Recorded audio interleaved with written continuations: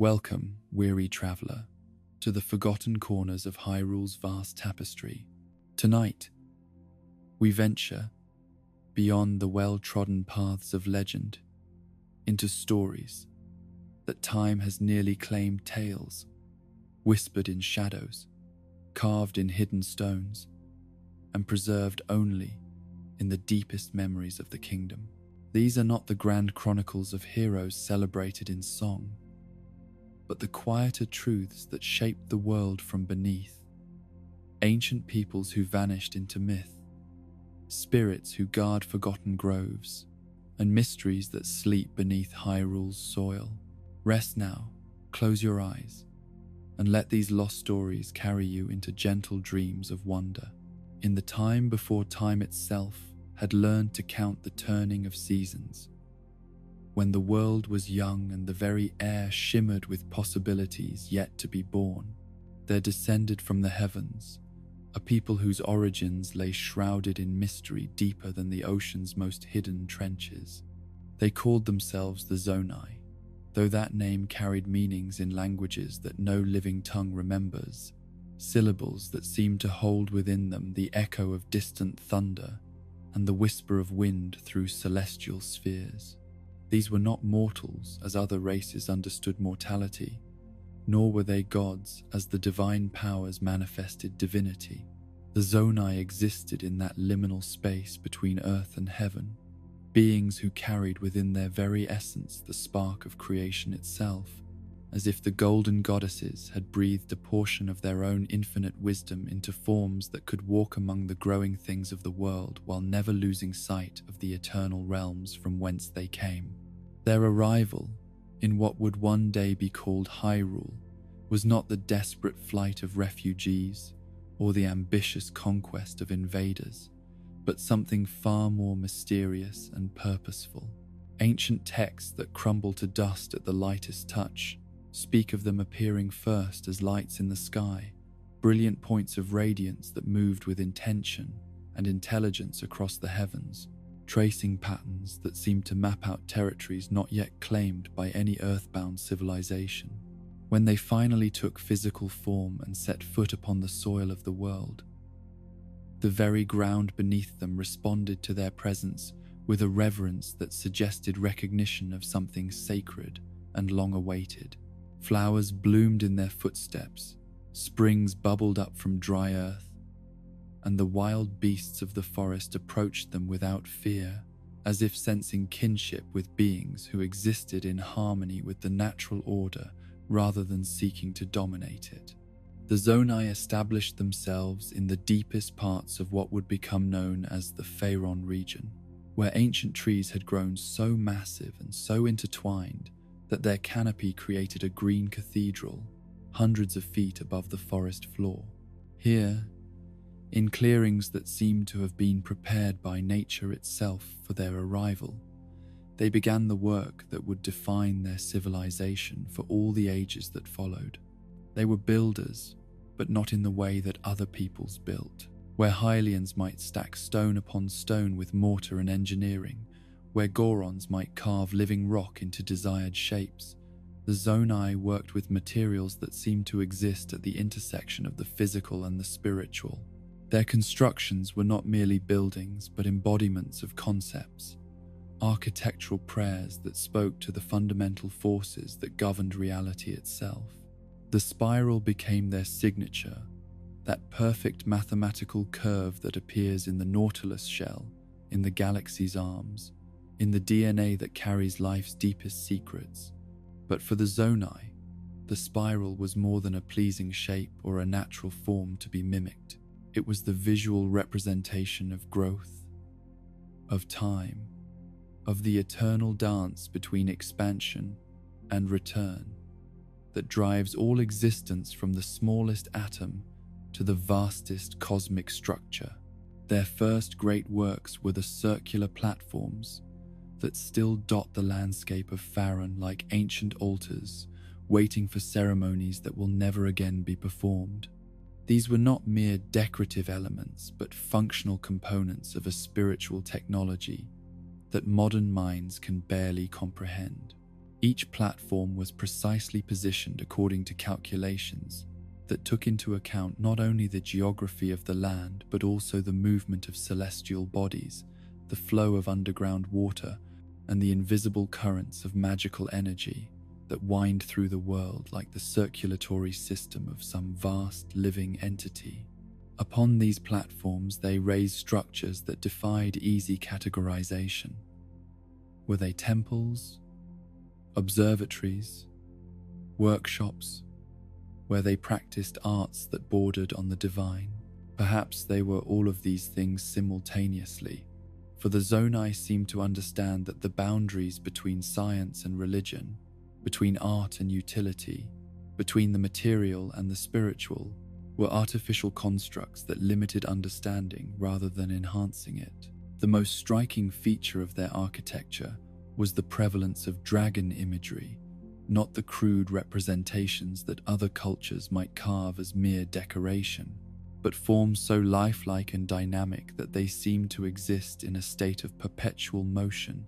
even when carved from the most solid stone. These dragons were not the terrible, destructive beasts of legend, but beings of wisdom and power. Their serpentine forms, coiled around pillars and archways in patterns that suggested both protection and invitation. The dragons' heads, emerging from the stone with expressions of serene authority, bore features that seemed almost familiar to those who had studied the ancient texts, as if the Zonai had carved not from imagination but from memory, preserving the likenesses of beings they had known personally in whatever realm they had inhabited before their descent to the world of mortals. The eyes of these stone dragons held depths that seemed to follow observers, their carved pupils containing within them some fragment of the intelligence that had inspired their creation. But it was not merely in stone that the Zonai worked their wonders. They possessed knowledge of forces that allowed them to manipulate the very essence of matter and energy, creating tools and devices that operated according to principles that seemed to violate the natural laws as other peoples understood them. Fragments of their technology, scattered throughout the ruins they left behind, continue to function after countless centuries of abandonment, their strange geometries and glowing symbols suggesting a science so advanced that it appears indistinguishable from magic. These devices defied simple categorization because they seemed to operate as much on intention and spiritual resonance as on any mechanical principle. A Zonai construct might serve a dozen different functions depending on the understanding and need of the person who approached it, responding not to crude physical manipulation, but to subtleties of thought and purpose that most minds could never learn to project with sufficient clarity. The Zonai understood something about the relationship between consciousness and reality that allowed them to create objects that existed simultaneously in multiple states, tools that could be both weapon and farming implement, shelter and vehicle, depending entirely on the will and wisdom of the user. This was not shape-shifting in any conventional sense, but something far more fundamental, the recognition that form follows not just function but intention, that the universe itself is more malleable than most beings dare to believe. Their mastery extended beyond mere craftsmanship into realms that touched upon the fundamental forces of creation itself. They could work with time as other people worked with clay, molding it into shapes that served their purposes without breaking the essential rules that governed its flow. They understood space not as a fixed stage upon which events played out, but as a flexible medium that could be compressed, expanded, or folded according to need. In the deepest parts of their settlements, where only the most trusted were permitted to venture, the Zonai maintained workshops where they practiced arts that bordered upon the divine prerogative of creation itself. Here they worked with substances that existed only at the meeting point of matter and spirit, forging items that could channel pure intention into physical effect, crafting tools that served as bridges between the world of thought and the realm of action. The spring of courage, That sacred pool where heroes throughout the ages would come to prove their worthiness to the goddess bears unmistakable signs of Zonai influence in its construction. The stone dragon that rises from its waters is not merely decorative but functional, its presence somehow amplifying the spiritual significance of the trials performed in its shadow. The geometric patterns carved into the surrounding cliffs speak of mathematical principles that the Zonai used to channel and focus divine energy, creating a space where the boundary between the mortal and the sacred becomes permeable. But perhaps their greatest achievement was not any single structure or device, but the way they lived in harmony with the natural world around them. The Zonai understood something that most civilizations never learn, that true advancement lies not in conquering nature but in understanding their place within it, in working with the existing patterns and rhythms of life, rather than imposing arbitrary structures that run counter to the world's inherent wisdom. Their settlements grew like living things, expanding organically according to principles that took into account not just human needs, but the requirements of every creature that shared their chosen territories. Trees were not cleared but incorporated into architectural plans, their growing patterns studied and accommodated so that buildings and forest became a single, integrated organism. Streams were not diverted but celebrated, their courses marked by beautifully carved channels that enhanced their natural beauty while serving practical purposes. The wildlife that shared their domain was not merely tolerated but welcomed as full participants in the community they were creating. Birds nested in specially designed alcoves built into their temples, their songs becoming part of the complex acoustic environment that the Zonai cultivated for both practical and aesthetic reasons. Insects were encouraged to maintain the delicate ecological balances that kept their gardens flourishing, while larger animals found themselves drawn to Zonai settlements by some instinctive recognition that here they would find safety and understanding. This integration with the natural world extended beyond mere environmental harmony into something approaching true communication. The Zonai seemed to possess the ability to speak with animals, plants, and even the stones themselves, learning from each element of their environment and incorporating that wisdom into their daily lives. They understood that consciousness was not limited to forms that resembled their own, but was a fundamental property of existence itself, present in varying degrees throughout all of creation. Their society, insofar as outside observers could understand it, operated according to principles that seemed to blend individual excellence with collective harmony in ways that more familiar civilizations found difficult to comprehend. There was no visible hierarchy in the conventional sense, no rulers giving orders to subjects, no priests mediating between the divine and the ordinary. Instead, each Zonai seemed to know instinctively their role in the greater pattern, contributing their unique gifts to collective projects while maintaining the freedom to explore their individual interests and abilities. Decision-making appeared to occur through a process that resembled consensus but operated at speeds and with efficiency that suggested some form of enhanced communication beyond normal speech. Observers spoke of seeing groups of Zonai stand together in perfect silence for moments that stretched like hours, only to suddenly disperse with every individual moving toward their assigned tasks, with the precision of dancers performing a choreographed piece they had practiced for lifetimes. This unusual social organization reflected their understanding of consciousness itself as a shared phenomenon rather than an isolated experience. The Zonai seemed to exist simultaneously as individuals and as aspects of a greater collective intelligence, maintaining their distinct personalities and capabilities while participating in a form of group awareness that allowed for coordination and cooperation on scales that purely individual minds could never achieve. Their children, if the young Zonai could be called children in any sense that other races would recognize, displayed abilities from their earliest moments that suggested they were born with access to knowledge and capabilities that took other beings' lifetimes to develop. These young ones could manipulate their environment with casual ease, creating tools and structures through what appeared to be pure intention, as if the boundary between thought and reality was far more permeable for them than for most conscious beings. Yet, for all their power and wisdom, for all their seeming mastery over forces that other civilizations could barely comprehend, the Zonai remained beings of profound humility and gentleness. They approached their incredible abilities not as sources of pride or dominance, but as responsibilities to be exercised with the greatest care and wisdom. Their power was always tempered by restraint, their knowledge balanced by an awareness of how much remained unknown. They created wonders that served not their own glory, but the greater good of all living things. Their constructions enhanced the natural beauty of their chosen territories, rather than replacing it with artificial alternatives.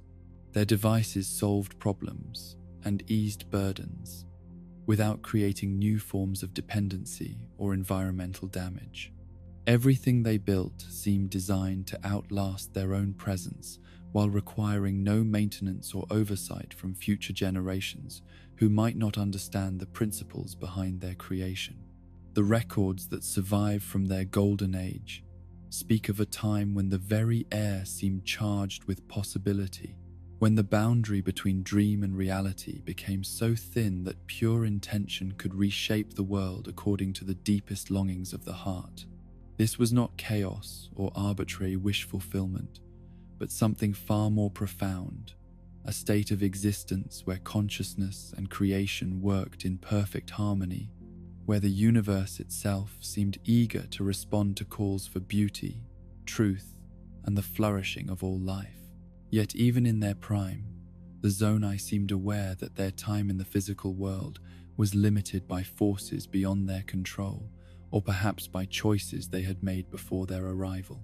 There was a quality of temporal displacement about everything they did, as if they existed simultaneously in the present moment and in some distant future or past. Their consciousness spread across dimensions of time that most minds could not even imagine. They spoke,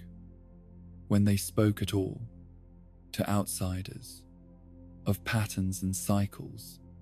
that operated on scales far grander than individual lives or even civilizations. They seemed to understand their role in the world not as permanent residents, but as gardeners preparing the soil for crops they would never harvest, as teachers whose lessons would only be fully understood by students not yet born, as artists creating masterpieces that would only reveal their true meaning to eyes not yet opened. The gradual decline of their visible presence in the world was not marked by the violent destruction that claimed so many other civilizations, nor by the slow decay that comes from internal corruption or external pressure. Instead, the Zonai seemed to simply fade, like mist touched by the morning sun, their numbers growing smaller with each passing season, while their remaining members became increasingly ethereal and distant. Some observers reported seeing them in the deep forest at twilight, their forms translucent and shimmering as if they existed only partially in the physical realm. Others spoke of hearing their voices in the wind, carrying conversations in languages that seemed familiar yet incomprehensible, discussing matters of such cosmic significance that mortal minds could only grasp fragments of meaning. Their constructions remained, more solid and enduring than the beings who had created them. But even these began to show signs of change that suggested a transformation rather than mere abandonment. The dragon carvings seemed to become more lifelike with each passing year, their stone eyes holding depths that grew more profound as the centuries accumulated.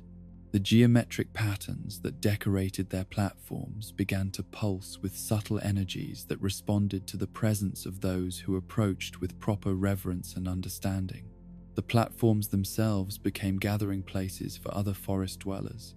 animals whose behavior around the structures suggested they were receiving some form of guidance or blessing from whatever presence still lingered in the ancient stones. Plants grew in patterns that seemed to mirror the Zonai mathematical principles, their leaves arranging themselves according to spirals and fractals that spoke of intelligence operating at levels below normal consciousness. Local legends began to speak of the Zonai, not as departed ancestors, but as transformed beings who had evolved beyond the need for physical form while maintaining their loving care for the world they had once inhabited in flesh. Travelers reported encounters with lights in the forest that moved with obvious intelligence, guiding lost wanderers to safety or revealing hidden springs to those dying of thirst. These lights were described as warm and welcoming, emanating emotions rather than mere illumination, their presence accompanied by sensations of profound peace and understanding. The knowledge they had embedded in their constructions began to manifest in ways that suggested active teaching rather than passive inheritance. Young people who spent time among the ruins often returned with skills and insights they could not explain, their minds somehow expanded by exposure to principles that operated below the threshold of conscious learning. Craftsmen found their hands guided toward techniques that produced results far beyond their apparent skill level, while scholars discovered themselves understanding complex relationships and patterns that previous generations had found incomprehensible. Some of the most sensitive individuals reported dreams filled with images of spiral cities that stretched beyond the horizon, populated by beings of light who moved through architecture that existed in more dimensions than the dreamer could consciously perceive. These dreams were described not as fantasies but as memories of experiences that felt more real than waking life, visits to realms where the Zonai continued their work on scales and in ways that transcended anything they had achieved during their physical manifestation. The Forest of Spirits, that region where the boundary between the natural and supernatural world grows thin, began to show signs of Zonai influence, despite no record of their having built there during their earthly presence. New growths appeared overnight, circles of stones arranged according to their distinctive mathematical principles, springs that bubbled up in locations that corresponded to their architectural patterns, trees that grew in spirals that matched their most sacred symbols. These manifestations were accompanied by an increase in spiritual activity throughout the region, as if the Zonai's transformation had somehow enhanced the natural magic that flowed through the forest. Spirits that had rarely shown themselves to mortal eyes began to appear more frequently, their interactions with human visitors taking on qualities of teaching and guidance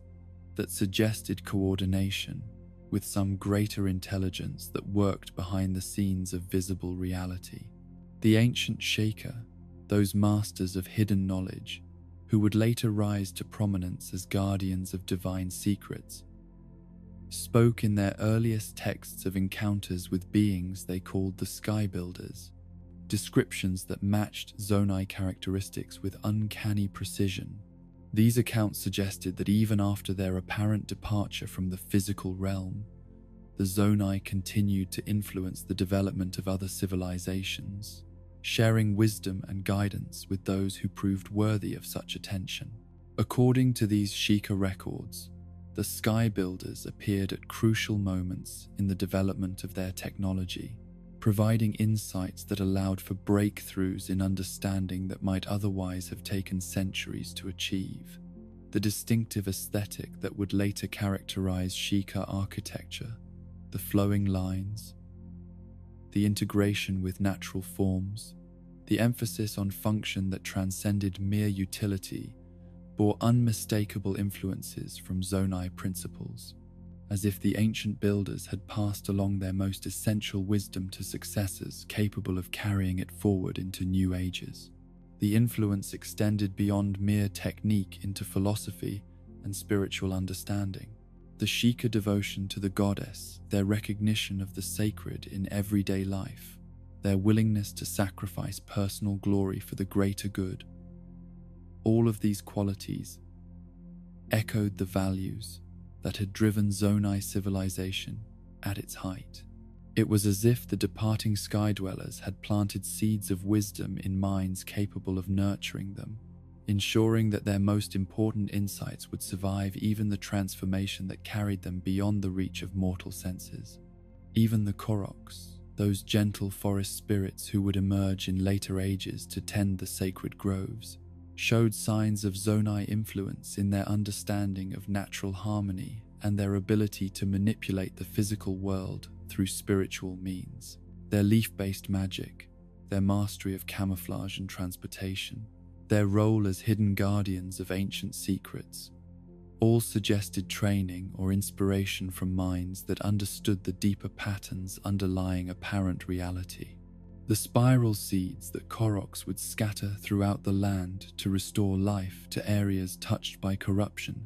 seemed to operate according to mathematical principles that the Zonai had embedded in their constructions. The way these seeds could transform barren soil into flourishing gardens overnight suggested access to the same forces that had allowed the ancient builders to work such wonders with stone and metal, wood and water. And in the deepest places of the forest, where even the bravest adventurers rarely ventured, there remained spaces that seemed to exist partially outside normal time and space, clearings where the quality of light suggested other dimensions pressing close against the familiar world. Those few who had glimpsed these sanctuaries reported architecture that surpassed anything the Zonai had built during their earthly present, structures that seemed to be constructed from crystallized intention, walls that responded to thought, chambers that existed in multiple locations simultaneously. These hidden sanctuaries were said to serve as meeting places where the transformed Zonai continued their work on projects too vast and subtle for mortal minds to fully comprehend. Here they wove patterns that influenced the development of civilization across multiple timelines,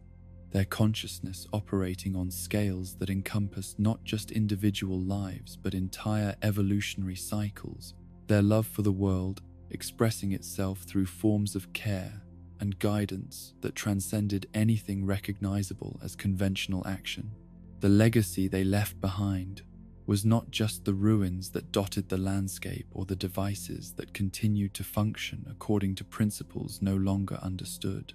Their true gift to the world was something far more precious and enduring, the demonstration that consciousness and reality were far more flexible and responsive than most beings dared to believe, that the universe itself was alive and aware and eager to cooperate with any intelligence that approached it with sufficient wisdom, humility, and love. In every spiral that appeared in nature, in every moment of perfect harmony between different forms of life, in every instance when pure intention seemed to reshape reality according to deeper patterns of truth and beauty, the Zonai lived on. They had not departed but transformed, not died but evolved into something that could touch every corner of existence simultaneously, their consciousness becoming part of the very fabric of the world they had loved enough to serve without seeking credit or recognition. And on quiet nights when the forest grew especially still, and the boundary between dream and waking became thin as gossamer, sensitive souls could still hear their voices in the wind, not speaking words in any language the ear could understand, but communicating directly to the heart, sharing wisdom that could only be received in moments of perfect stillness, when the constant chatter of everyday thought finally quieted enough to allow deeper truths to be heard. Their message, when it came, was always the same in its essential meaning, though infinite in its variations, that consciousness and love were the fundamental forces underlying all of reality, that separation was an illusion created by limited perspective, that every being contained within itself the same spark of divine awareness that had allowed the Zonai to work such wonders, and that the spiral of growth and return that they had made their symbol was not just a shape but a promise, that all apparent endings were actually doorways to new forms of beginning, and that nothing truly beautiful could ever be lost. only transformed into expressions of itself more wonderful than the mind could imagine. When the world was young, and the sky itself seemed closer to the earth,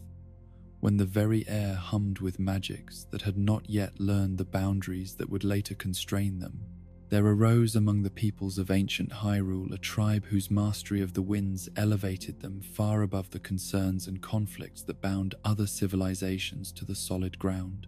They called themselves the Wind Tribe, though that name carried within it meanings that spoke not merely of their dominion over air currents and atmospheric forces, but of their understanding of breath itself as the bridge between the material and the spiritual, between the world of form and the realm of pure possibility. These were not people who had simply learned to harness the wind through clever engineering or patient study of meteorological patterns. The Wind Tribe possessed an innate connection to the element that seemed to flow in their very blood, as if their ancestors had been born from unions between mortal flesh and the living essence of the sky itself. Children of their lineage emerged from the womb already able to sense the subtlest changes in air pressure, could feel the approach of storms while the sky remained cloudless, and learned to read the invisible currents that flowed through the atmosphere as easily as others might read words written upon parchment. Their homeland was established high in the peaks of what would later be known as the Hebra Mountains, though in their time the climate was gentler and the peaks wore crowns of cloud rather than ice. Here they built their first settlements, not upon the mountainsides, but floating freely in the spaces between the summits, their dwellings suspended by forces that operated according to principles that other peoples could witness, but never truly comprehend. The earliest of these aerial cities was small and humble by the standards they would later achieve, little more than a collection of platforms woven from materials that seemed to exist halfway between solid matter and crystallized wind.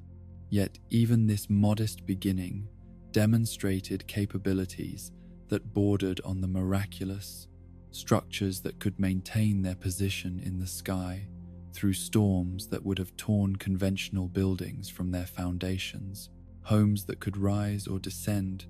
through the atmospheric layers in response to seasonal changes or the whims of their inhabitants.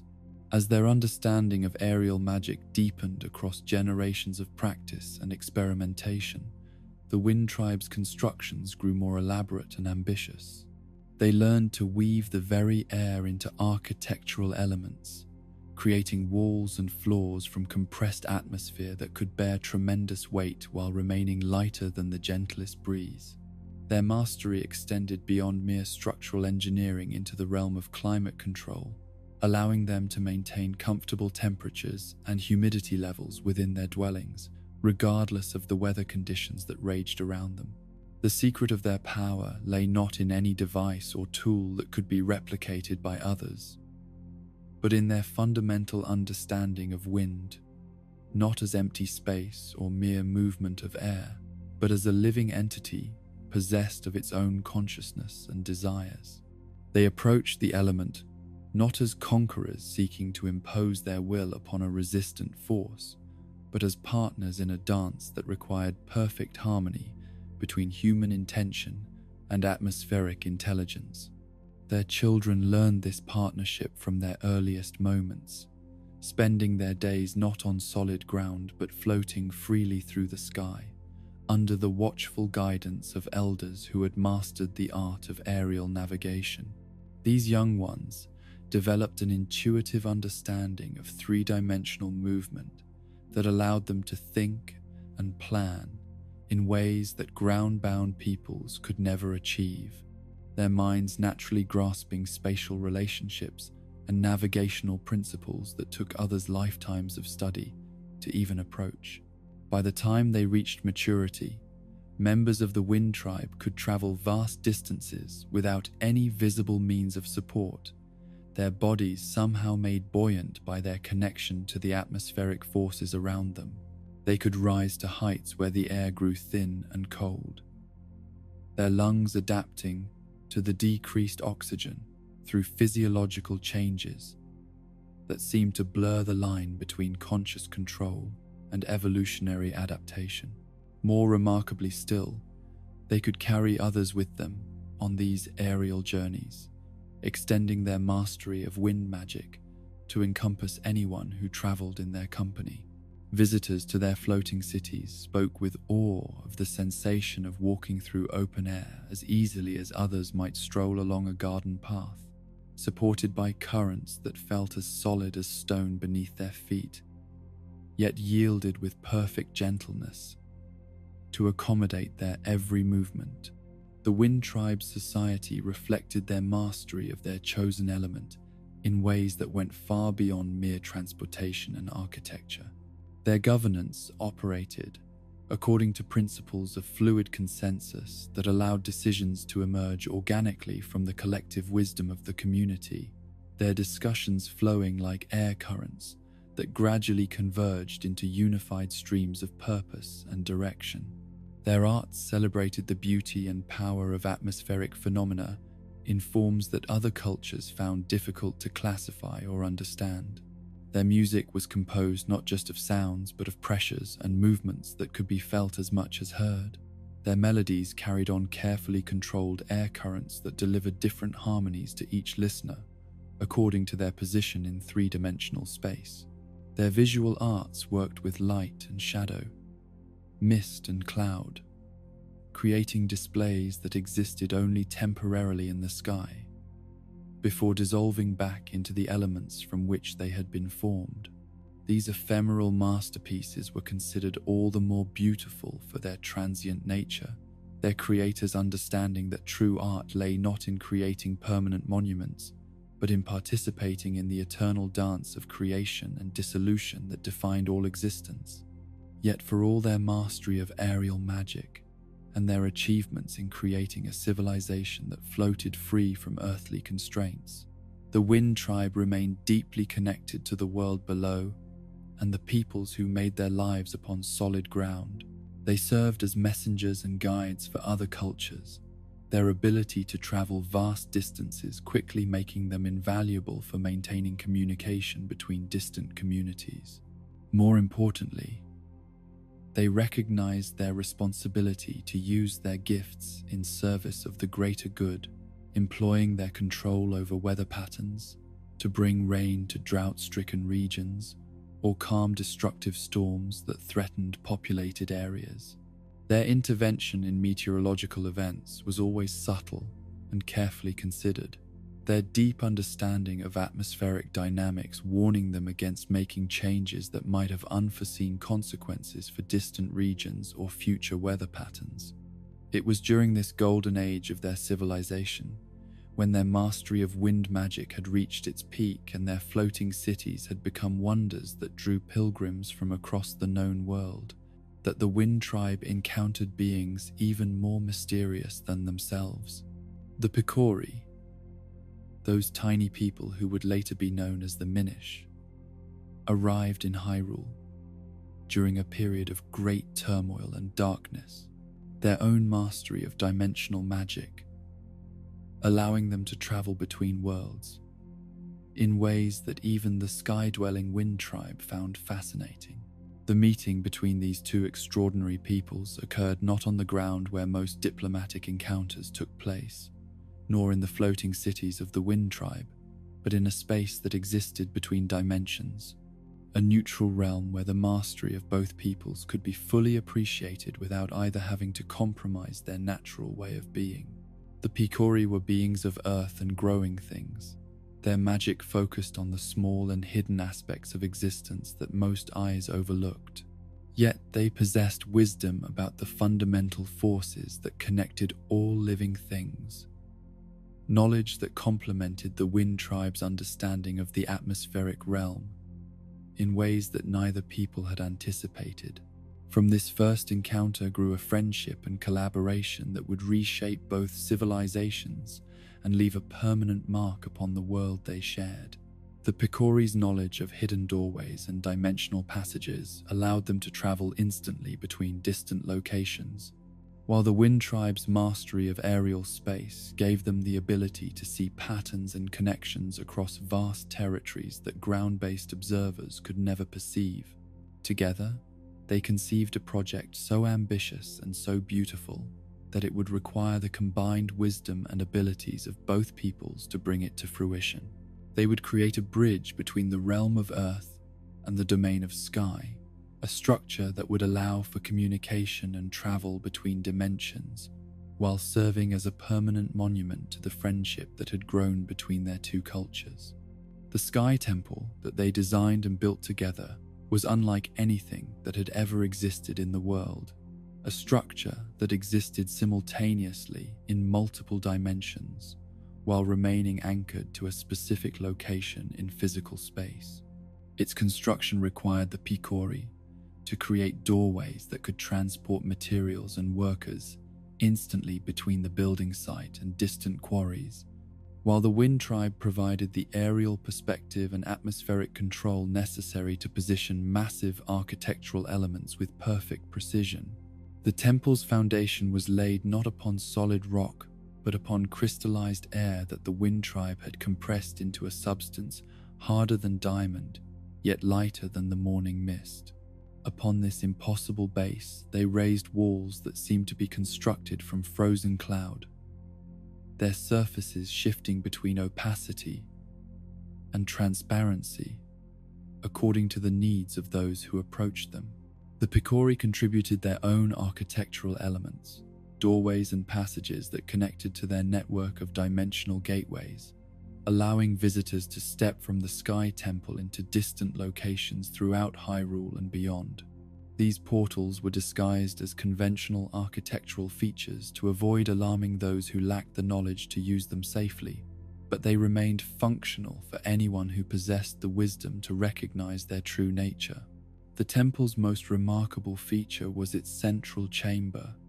a vast space that seemed to exist outside normal dimensions entirely. Here the Wind Tribe and the Picori had collaborated to create an environment where the laws of physics operated according to different principles, where gravity could be adjusted according to the needs of the moment, where time flowed at rates that could be controlled by conscious intention. This chamber served multiple purposes that reflected the wisdom and generosity of its creators.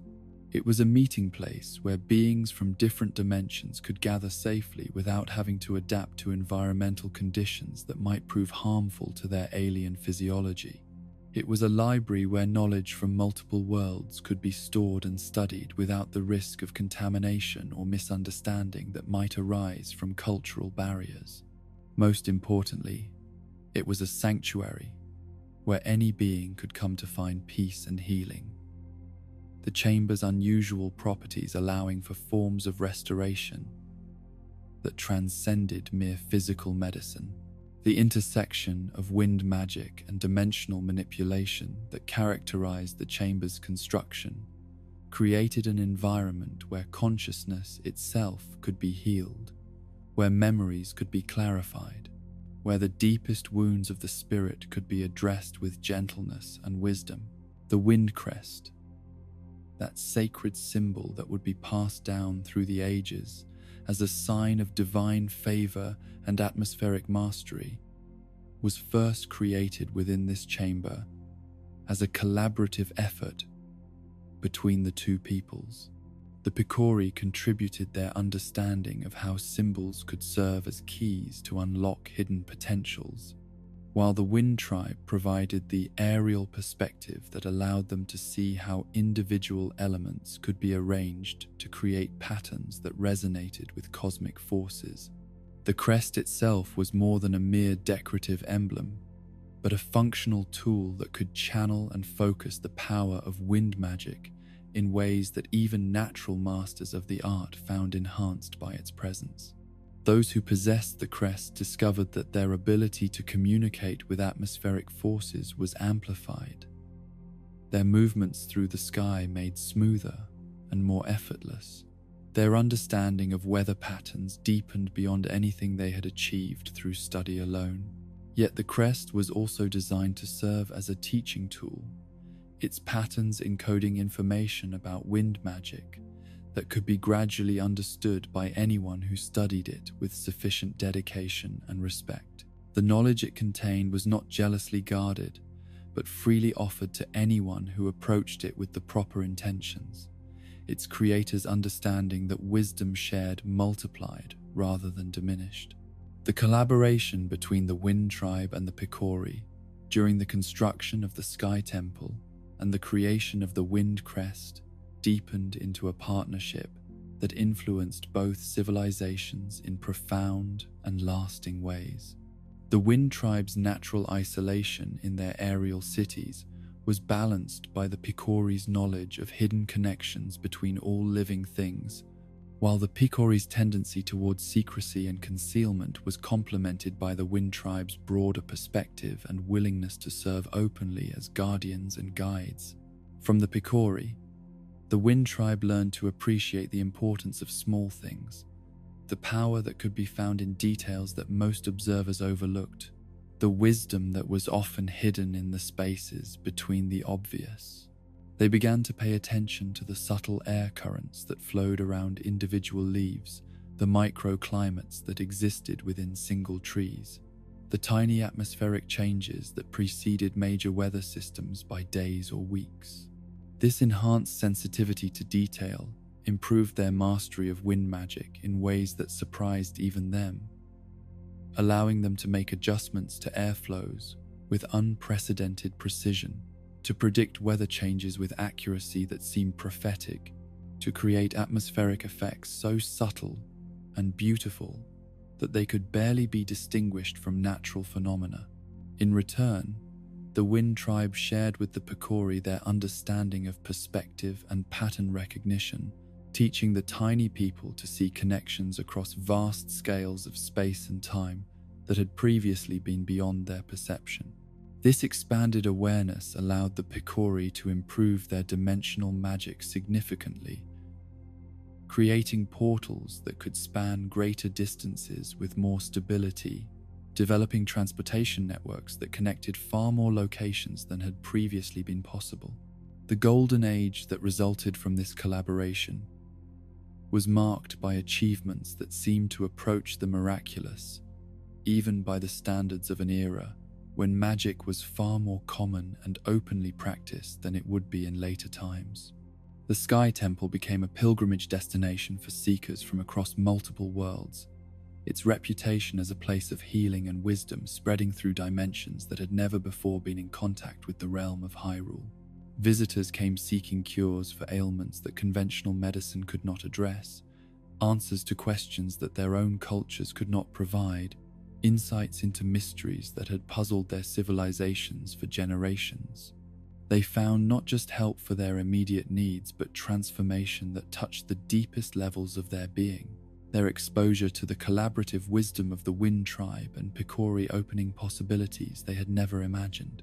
The temple's influence extended far beyond its role as a sanctuary and center of learning. Its existence as a stable bridge between dimensions allowed for exchanges of knowledge and culture that enriched every civilization that participated in the network. Techniques for working with metals were shared between worlds that had never known such materials existed. Agricultural methods, developed in one realm, found application in environments that had never before been able to support certain crops. Artistic traditions from distant dimensions inspired new forms of creative expression that transcended anything that had been achieved by isolated cultures working alone. Yet perhaps the most important gift that the Sky Temple provided was the demonstration that cooperation between very different peoples could achieve wonders that neither group could accomplish in isolation. The successful partnership between the Wind Tribe and the Picori served as a model for other cultures, proving that differences in size, environment, magical specialty, and cultural tradition need not be barriers to mutual understanding and collaborative achievement. The festivals that were held at the temple during the conjunction of certain celestial events became legendary throughout the dimensional network, celebrations that lasted for days and featured performances, demonstrations, and exhibitions by artists and masters from dozens of different worlds.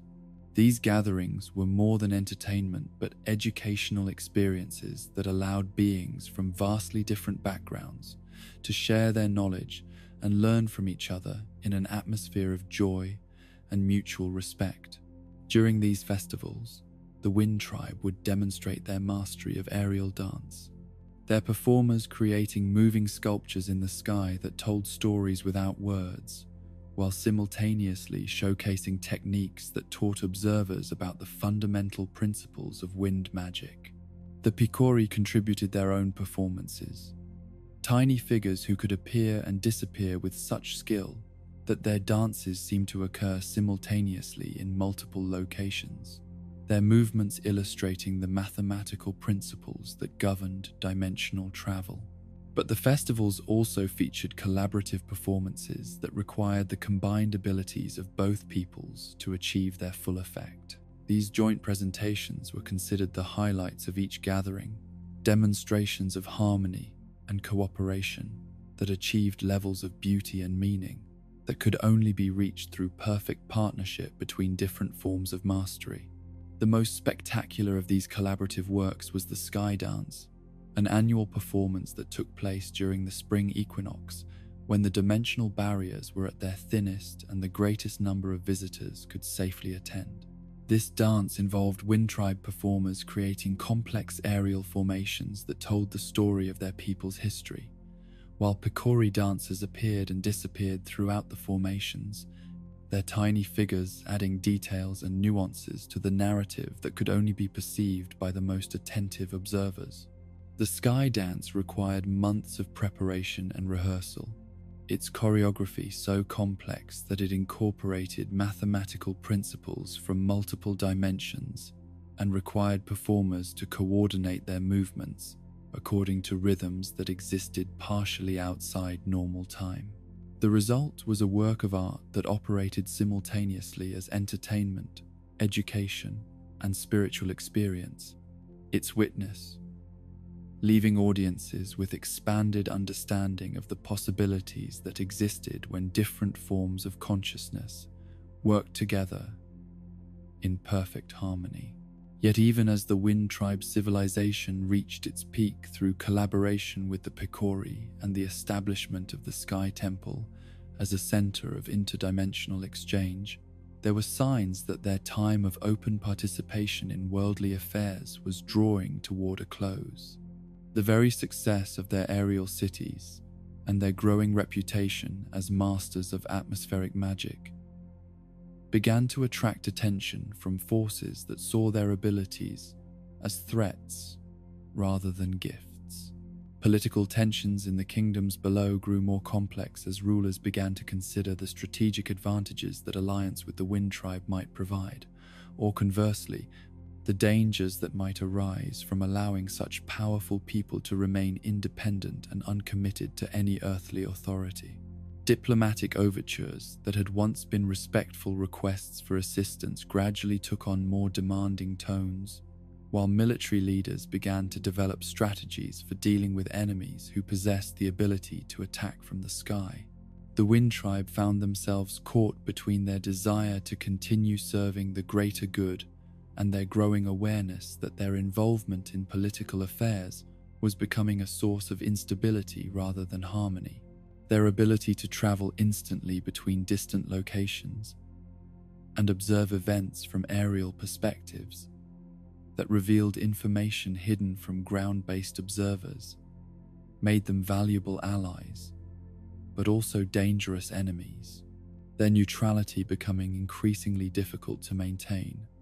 as conflicts escalated around them. More troubling still was the gradual realization that their mastery of wind magic was beginning to have unintended consequences for the atmospheric systems that supported all life in the region. The more extensively they used their abilities, the more they influenced weather patterns in ways that could affect rainfall, temperature, and storm systems across vast areas. What had once seemed like small,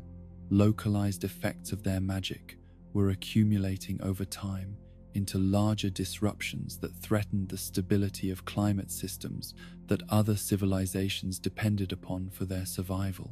The ethical implications of this discovery weighed heavily upon the collective consciousness of the Wind Tribe. Their awareness of their responsibility for the well-being of all life conflicting with their natural desire to continue developing and using their gifts. Extended debates within their floating cities explored every possible approach to resolving this dilemma, their discussions flowing like the air currents they commanded, as they sought solutions that would allow them to remain true to their principles while addressing the concerns raised by their growing influence. The Picori, as their closest allies and partners in the maintenance of the Sky Temple, were among the first to notice the subtle changes in the Wind Tribe's behavior and attitude. The tiny people, with their sensitivity to hidden currents and concealed connections, perceived the internal struggle that their friends were experiencing and offered what support and counsel they could provide. Yet even the Picori's wisdom and experience with managing powerful abilities in ways that avoided unintended consequences could not provide easy answers to the challenges that the Wind Tribe faced. The scale of atmospheric magic and its potential for wide-ranging effects was beyond anything that the Earth-focused Picori had dealt with in their own development, while the political complexities of the situation required forms of diplomatic skill that neither people had needed to develop during their more isolated past. The solution, when it finally emerged from months of careful consideration and planning, was as elegant as it was difficult to implement. The Wind Tribe would gradually withdraw from direct involvement in the affairs of the world below, not through abandonment of their responsibilities, but through transformation of their role from active participants to hidden guardians who worked behind the scenes to maintain the stability and health of atmospheric systems. This withdrawal would require them to develop new forms of magic that were even more subtle and precise than their previous abilities, techniques that could influence weather patterns and air currents in ways so gentle and natural seeming that other peoples would perceive only the beneficial results without becoming aware of the intervention that had made them possible. The process of developing these advanced techniques became a collaborative effort with the Picori, whose mastery of concealment and misdirection provided essential insights into how powerful magic could be exercised without detection. Together, the two peoples worked to create new approaches to atmospheric management that operated according to principles of minimum intervention and maximum harmony with natural systems. The Sky Temple became the center for this research and development, its unique properties as an interdimensional space, allowing for experimentation with forms of magic that would have been impossible to test safely in the normal world. Here, the Wind Tribe could practice techniques for influencing weather systems across vast distances without risk of causing the kind of disruptions that had prompted their decision to change their approach. The collaborative nature of this work deepened the partnership between the Wind Tribe and the Picori in ways that transcended their original friendship. As they worked together to solve problems that neither people could have addressed alone, they developed forms of communication and cooperation that approached perfect unity while maintaining the distinct characteristics that made each culture valuable. The knowledge they developed together was encoded into the structure of the Sky Temple itself, its architectural elements serving as a permanent library that could teach future generations the principles of subtle magic and responsible stewardship of natural forces. The temple became not just a monument to their friendship, but a school where others could learn to exercise power with wisdom and restraint. Yet even as they perfected these new approaches to magic and prepared for their withdrawal from visible involvement in worldly affairs, both peoples understood that their collaboration had created something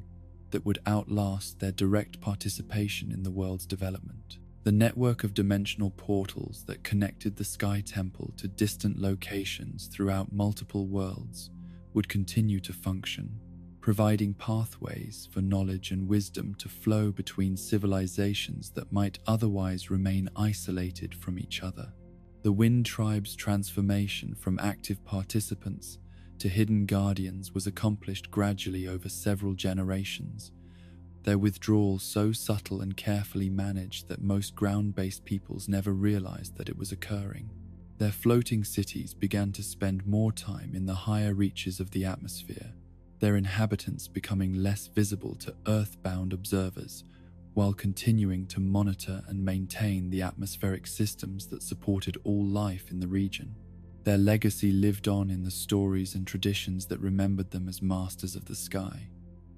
in the techniques of weather prediction and wind magic that they had shared with selected students, and most importantly in the Sky Temple that continued to serve as a bridge between worlds, long after its creators had faded from direct involvement in dimensional affairs. The Picori, too, began their own gradual withdrawal from obvious participation in the world's development, their increasing invisibility to most human observers, reflecting not abandonment but evolution toward forms of service that operated through influence and inspiration rather than direct intervention. Yet, they maintained their connection to the Sky Temple and their friendship with the transformed Wind Tribe, the two peoples continuing their collaboration in forms that transcended the limitations of physical manifestation. And in the deep quiet of the temple's central chamber, where the laws of physics bent to accommodate the needs of consciousness, and the boundaries between dimensions grew thin as gossamer, their work continued across the centuries that followed, their wisdom flowing out into the world through channels so subtle and natural that their recipients experienced only gentle guidance toward greater understanding and more harmonious relationships with the forces that shaped their existence. The wind crest itself became a symbol not just of mastery over atmospheric forces, but of the principle that true power lay in knowing when and how to exercise restraint, that the greatest achievements came through cooperation rather than competition, and that wisdom meant understanding one's place in the greater pattern of existence rather than seeking to dominate it through force or cleverness alone. In the age before the Kingdom of Hyrule had learned to call itself by that sacred name, when the very concept of unified rule under divine mandate was still a dream waiting to be born from the chaos of competing tribes and scattered settlements, there arose in the borderlands between light and shadow a people whose hunger for power would reshape the fundamental nature of reality itself. They called themselves the Interlopers, though that title carried within it meanings that spoke not merely of their outsider status among the established peoples of the land, but of their fundamental belief that the boundaries which defined existence between light and dark, between the material and spiritual realms, between the possible and the forbidden, were artificial constructs that could be transcended by those possessed of sufficient will and knowledge. These were not inherently evil beings, despite what later histories would claim in their attempts to simplify the complex moral landscape of ancient conflicts. The interlopers began as seekers of truth and masters of arts that other peoples considered too dangerous or too sacred to pursue. Their investigations into the hidden mechanics of reality, driven by curiosity and ambition, rather than malice or hatred. They possessed minds that could not accept limitations imposed by tradition or fear, hearts that burned with the desire to unlock every secret that the universe held hidden from ordinary perception. Their homeland was established in regions where the veil between dimensions grew thin, places where strange energies seeped through from other realms and gathered in concentrations that made the very air shimmer with possibility and menace in equal measure. Here, in valleys where the laws of physics operated according to different principles and shadows fell in directions that defied the position of the sun, they built their first settlements and began the research that would ultimately transform them from ambitious scholars into something far more dangerous and powerful. The magic they developed was unlike anything practiced by other peoples of their era, drawing its power not from harmony with natural forces or communion with divine entities, but from direct manipulation of the fundamental forces that held reality together. where other magical traditions taught practitioners to work within the established order of existence, requesting aid from spirits or channeling energies that flowed along predetermined pathways. The interlopers sought to become masters of reality itself, bending the basic laws of physics and metaphysics to serve their increasingly ambitious designs. Their early achievements were remarkable by any measure, demonstrating abilities that seemed to border on the divine in their scope and precision. They learned to transmute matter at the molecular level, transforming base metals into precious substances through processes that required no external materials or lengthy preparation. They developed techniques for manipulating gravity that allowed them to construct buildings that defied conventional architectural principles, their structures rising into configurations that should have collapsed under their own weight yet stood as steady as mountains. More impressively still, they mastered forms of dimensional magic that allowed them to step between different planes of existence as easily as others might walk from one room to another. Their understanding of the multi-layered nature of reality enabled them to access realms that existed parallel to the familiar world, spaces where time flowed differently, and the substances that composed physical matter took on properties that could be shaped by conscious intention. Yet it was in their exploration of what they termed shadow magic that the interlopers made their most significant and ultimately most dangerous discoveries. They found that darkness was not merely the absence of light, but a fundamental force in its own right,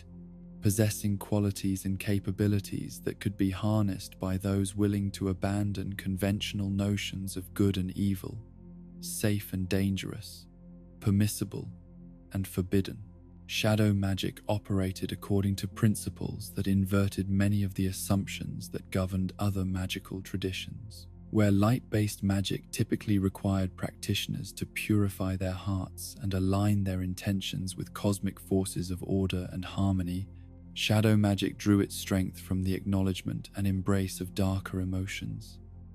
and desires that most traditions taught their adherents to suppress or overcome. This was not evil in any simplistic sense, but rather a recognition that the universe contained destructive and creative forces in equal measure, that power could be drawn from chaos and dissolution as readily as from order and construction. The interlopers developed techniques that allowed them to channel anger, fear, jealousy, and ambition into magical effects of tremendous potency, their spells gaining strength from emotions that other systems considered obstacles to spiritual development. Their society evolved to reflect and support these magical practices, creating social structures that encouraged competition and individual achievement,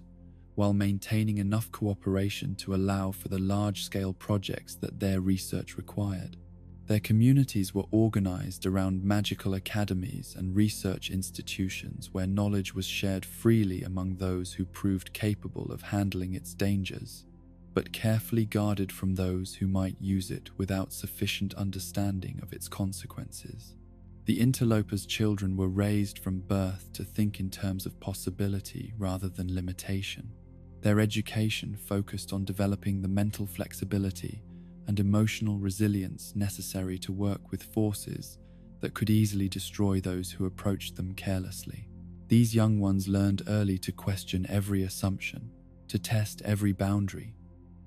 to seek power not for its own sake, but as a tool for achieving ever greater understanding of the fundamental nature of existence. As their magical abilities grew more sophisticated and their understanding of reality's hidden mechanisms deepened, the interlopers began to take notice of something that had escaped the attention of other peoples despite its overwhelming significance. At the heart of the world, in a realm that existed beyond normal space and time, lay the source of all power and the foundation of all existence, the sacred realm, and within it, the Triforce itself.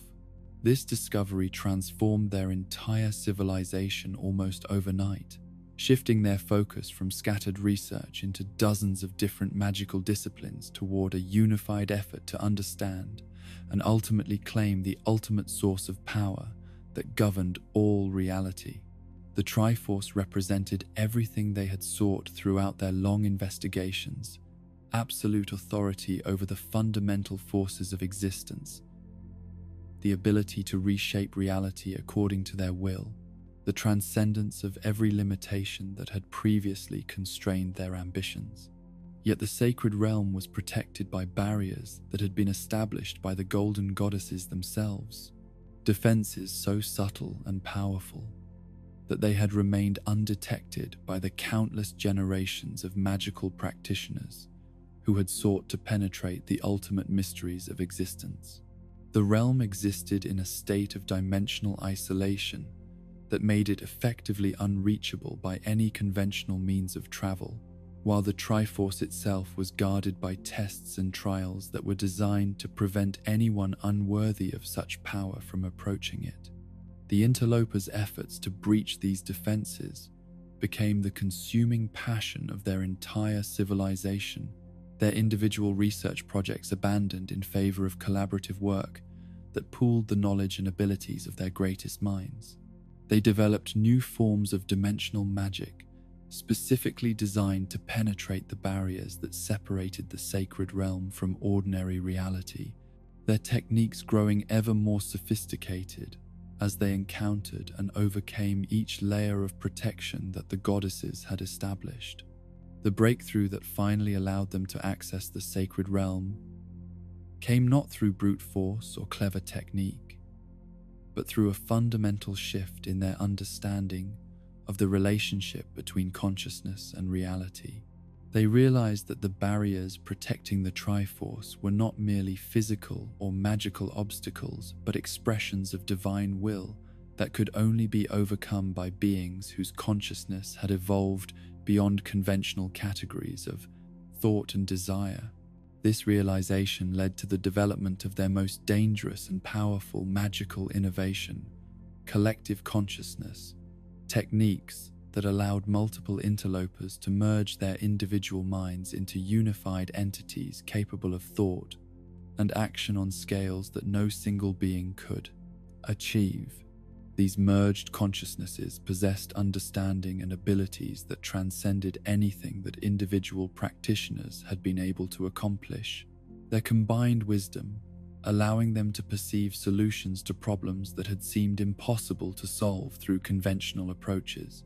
The process of achieving this collective consciousness required the participating interlopers to surrender much of what they had previously considered their individual identity, their separate personalities dissolving into larger patterns of awareness that operated according to principles of perfect coordination and shared purpose. Yet they accepted this sacrifice willingly, recognizing that the power they would gain through unity far exceeded anything they could achieve while remaining isolated in their individual limitations. When the first of these collective entities finally succeeded in breaching the defenses of the sacred realm and setting foot within that ultimate sanctuary, the very foundations of reality trembled with the implications of what they had accomplished. The sacred realm had remained inviolate since the moment of creation itself, its sanctity preserved through all the ages of cosmic development by barriers that the goddesses had considered absolutely unbreachable. The interloper's presence within the sacred realm was not merely a violation of divine law, but a fundamental disruption of the cosmic order that had governed existence since the beginning of time. Their consciousness evolved through techniques that inverted many of the principles upon which reality had been founded, introduced elements of chaos and transformation into a realm that had been designed to remain eternally stable and perfect. Yet, even as they celebrated their unprecedented achievement and began to approach the Triforce itself, the interlopers discovered that their success carried with it consequences they had not anticipated. The sacred realm began to change in response to their presence, its perfect harmony disrupted by consciousness that operated according to principles the goddesses had never intended to exist within their ultimate sanctuary. The very air of the sacred realm grew thick with energies that seemed to resist their presence, while the landscape itself began to shift and transform in ways that reflected the chaotic nature of the consciousness that had invaded it. What had been eternal and unchanging became fluid and unstable, the realm's perfect balance disrupted by the introduction of beings whose existence was predicated on the transcendence of natural limitations and the embrace of constant change. The Triforce itself, that ultimate source of power that had been their goal throughout all their research and sacrifice, proved to be more complex and dangerous than they had imagined. Its power was not simply a tool that could be claimed and wielded by anyone strong enough to reach it, but a force that demanded perfect balance between power, wisdom, and courage from any being who sought to claim it completely. The collective consciousness entities that the interlopers had become possessed tremendous power through their mastery of shadow magic and dimensional manipulation. Their long research had granted them wisdom that exceeded anything achieved by other civilizations. Yet courage, in the sense that the Triforce demanded it, required a form of moral clarity and spiritual purity that their techniques had deliberately abandoned in favor of embracing all aspects of existence without discrimination between light and dark. When they attempted to claim the Triforce, the sacred artifact responded not with the complete domination they had expected, but with a form of partial resonance that granted them access to tremendous power, while warning them that they could never achieve the total mastery they sought unless they abandoned the very techniques and philosophical approaches that had made their achievement possible. This revelation triggered a crisis within the collective consciousness entities that threatened to tear apart the unified awareness they had worked so hard to achieve. Some aspects of their merged minds argued for accepting the limitations that the Triforce imposed and working within them to achieve as much as possible, while others insisted that they should continue their efforts to transcend even these ultimate boundaries through the development of even more advanced techniques. The internal conflict that resulted from this philosophical schism manifested in ways that affected not only the interlopers themselves, but the entire sacred realm around them. The chaotic energies generated by their disagreement began to corrupt the perfect harmony that had previously characterized the ultimate sanctuary, introducing elements of discord and instability that spread outward from their location like ripples on the surface of a perfect pond. It was this corruption of the sacred realm itself that finally attracted the attention of the light spirits, those divine entities who served as the goddess's agents in maintaining cosmic order and protecting the fundamental structures of reality from threats that exceeded the capacity of mortal beings to address. The light spirits had remained unaware of the interlopers' initial research and development, their attention focused on other realms and other threats, but the disruption of the sacred realm created disturbances in the cosmic order that could not be ignored. The light spirits' investigation of these disturbances led them to discover not only the interlopers' presence within the sacred realm, but also the techniques and magical systems that had made their achievement possible. What they found horrified them beyond their capacity to express, for the interlopers had developed approaches to magic and consciousness that threatened not just the current cosmic order, but the fundamental principles upon which all existence was founded. The shadow magic that the interlopers had mastered drew its power from sources that existed beyond the intended boundaries of creation, tapping into forces that the goddesses had deliberately excluded from their design for reality. The collective consciousness techniques that had allowed them to breach the sacred realm's defenses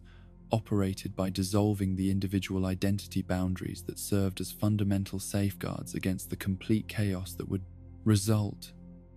if all consciousness became unified without the mediation of divine will. Most dangerous of all, the interlopers' philosophical approach to existence, with its rejection of moral limitations and its embrace of constant change and transcendence, represented a direct challenge to the stable cosmic order that the light spirits had been created to maintain. If allowed to continue unchecked, the interloper's influence would eventually spread beyond the sacred realm to contaminate all of reality, introducing elements of chaos and transformation that would make stable existence impossible for any form of life. The light spirit's response to this threat was swift and decisive, though not without considerable debate among their number about the most appropriate form of intervention.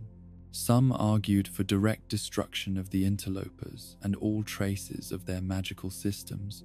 while others insisted that such extreme measures would violate the cosmic principles of justice and proportional response that governed their actions.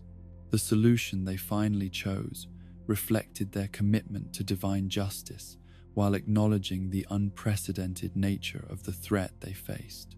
Rather than simply destroying the interlopers, they would banish them to a realm specifically created to contain the chaotic energies they had unleashed, a prison dimension where they could exist without threatening the stability of normal reality while remaining alive to face the consequences of their choices. The creation of what would become known as the Twilight Realm required the combined power of all the light spirits working in perfect harmony, their unified will shaping a new dimension from the very forces that the interlopers had sought to master. This realm was designed as a perfect inversion of the sacred realm, a space where shadow and twilight reigned supreme, where the chaotic energies that the interlopers had embraced were the fundamental forces governing existence rather than disruptive influences, threatening cosmic stability.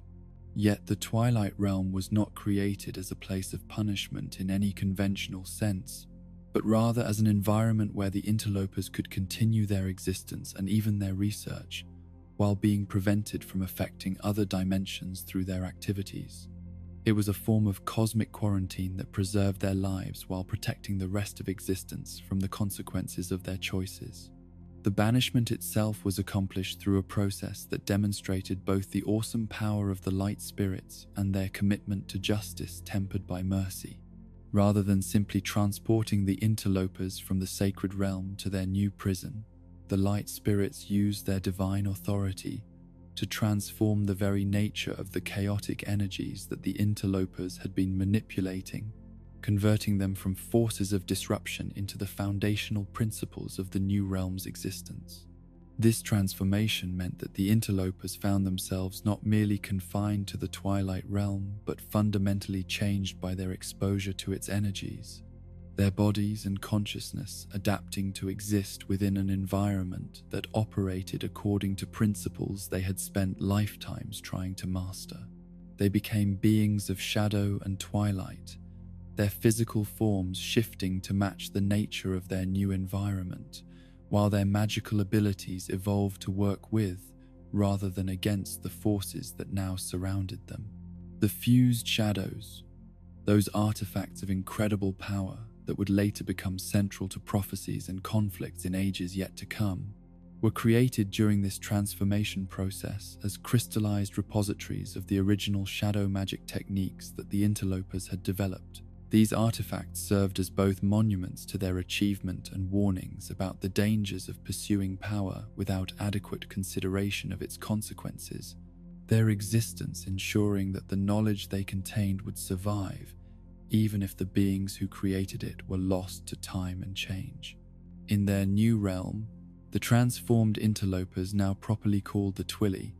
faced the challenge of rebuilding their civilization in an environment that operated according to principles completely different from those they had known during their original existence. The Twilight Realm was not merely a place of eternal shadow, but a dimension where the relationships between matter and energy, consciousness and reality, individual and collective identity, were governed by rules that inverted many of the assumptions that had guided their previous research.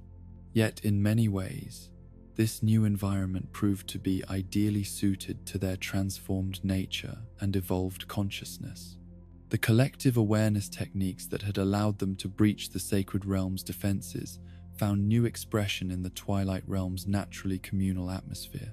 where individual identity remained meaningful while being embedded within larger patterns of shared consciousness that operated without the need for the complex magical techniques they had previously required. The shadow magic that had been their greatest achievement and their ultimate downfall became in the Twilight Realm not a dangerous tool requiring constant vigilance and control, but a natural aspect of existence that could be wielded with the same ease that others might use conventional crafts and skills. The chaotic energies that had made their original techniques so dangerous in normal reality were in the Twilight Realm, the basic forces that governed everyday life, as familiar and manageable as sunlight and gravity were to surface dwellers. Over the generations that followed their banishment, the Twili evolved both physically and culturally to match their new environment, developing social structures and magical practices that took full advantage of the unique properties their realm offered, while gradually losing the aggressive ambition and boundary-breaking obsessions that had characterized their existence as interlopers. They became a people defined more by adaptation and harmony with their environment than by the constant striving for transcendence that had driven their ancestors. Their cities, built from materials that existed in the spaces between shadow and substance, reflected architectural principles that could only function in an environment where the normal relationships between solid and void, presence and absence, had been fundamentally altered. These settlements possessed a beauty that was both alien and strangely familiar, their structures seeming to exist in multiple dimensions simultaneously, while maintaining perfect stability within the realm's unusual physics. The culture that developed among the Twili emphasized contemplation and philosophical investigation, rather than the aggressive research and boundary testing that had characterized the original interlopers. They became a people of scholars and artists, their long lifespans in the twilight environment, allowing for forms of intellectual and creative development that would have been impossible in the time-limited existence they had known in normal reality. Their magic evolved from the shadow techniques that had brought about their banishment, focused on harmony and balance rather than domination and transcendence. They learned to work with the twilight energies as partners rather than tools, their spells achieving effects through cooperation with their environment rather than through the imposition of will upon resistant forces. Yet despite their transformation and adaptation, despite the peace and stability they found in their new existence, the Twili retained memories of the world they had been forced to leave behind, and awareness of the realm from which their ancestors had been banished. These memories, passed down through generations of storytelling and preserved in the crystalline matrices of the fused shadows, kept alive knowledge of both the original interlopers' achievements and the cosmic justice that had led to their exile. Among some of the Twili, particularly those who inherited the strongest connections to their ancestors' magical traditions, there remained a desire to understand the full implications of their banishment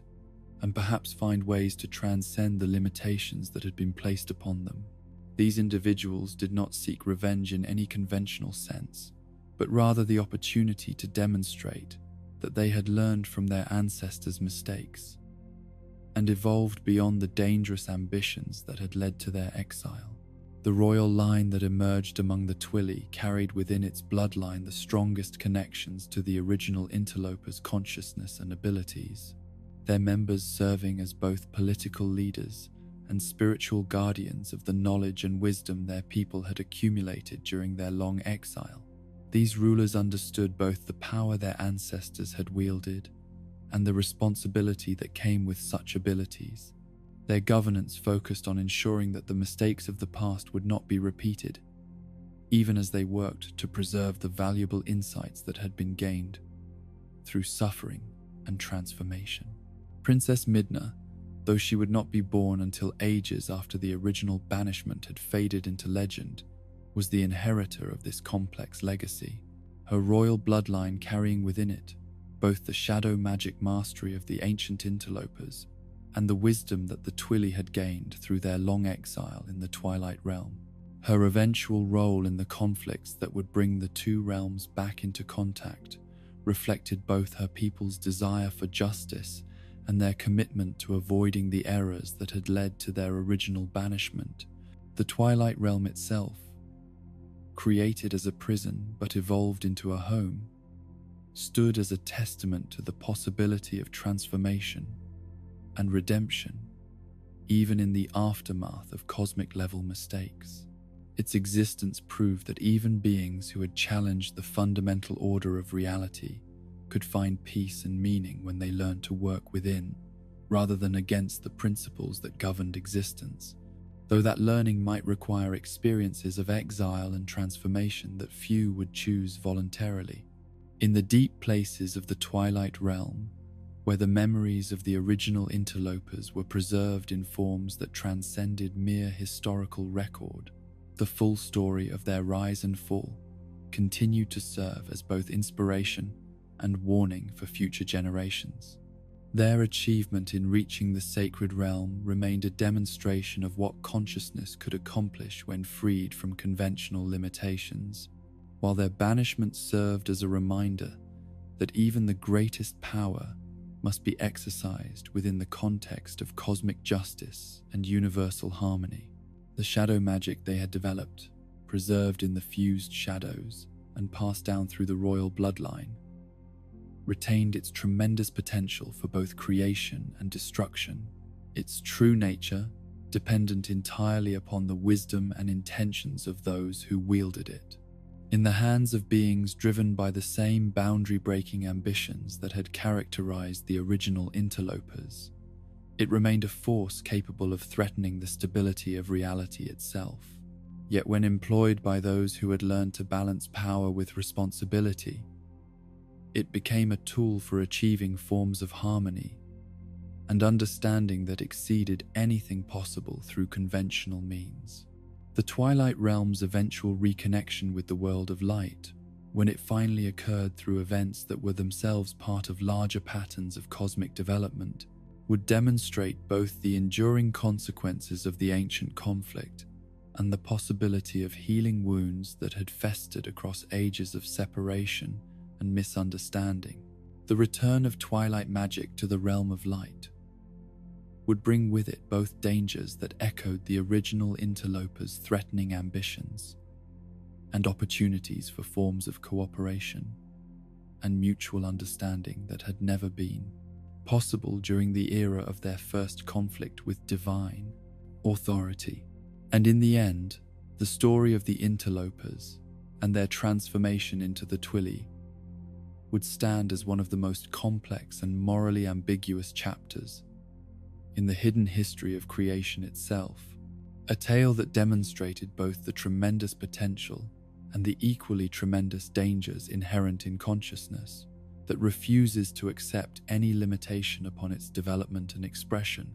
while also showing that even the most severe consequences of cosmic justice could ultimately serve as opportunities for growth, transformation, and eventual reconciliation with the divine order that governs all existence. In the time before the golden age of unified Hyrule had cast its peaceful light across all the lands that would one day bow before the sacred authority of the Triforce, when the very concept of a single throne ruling over diverse peoples remained nothing more than a distant dream carried in the hearts of visionary leaders, there erupted across the scattered territories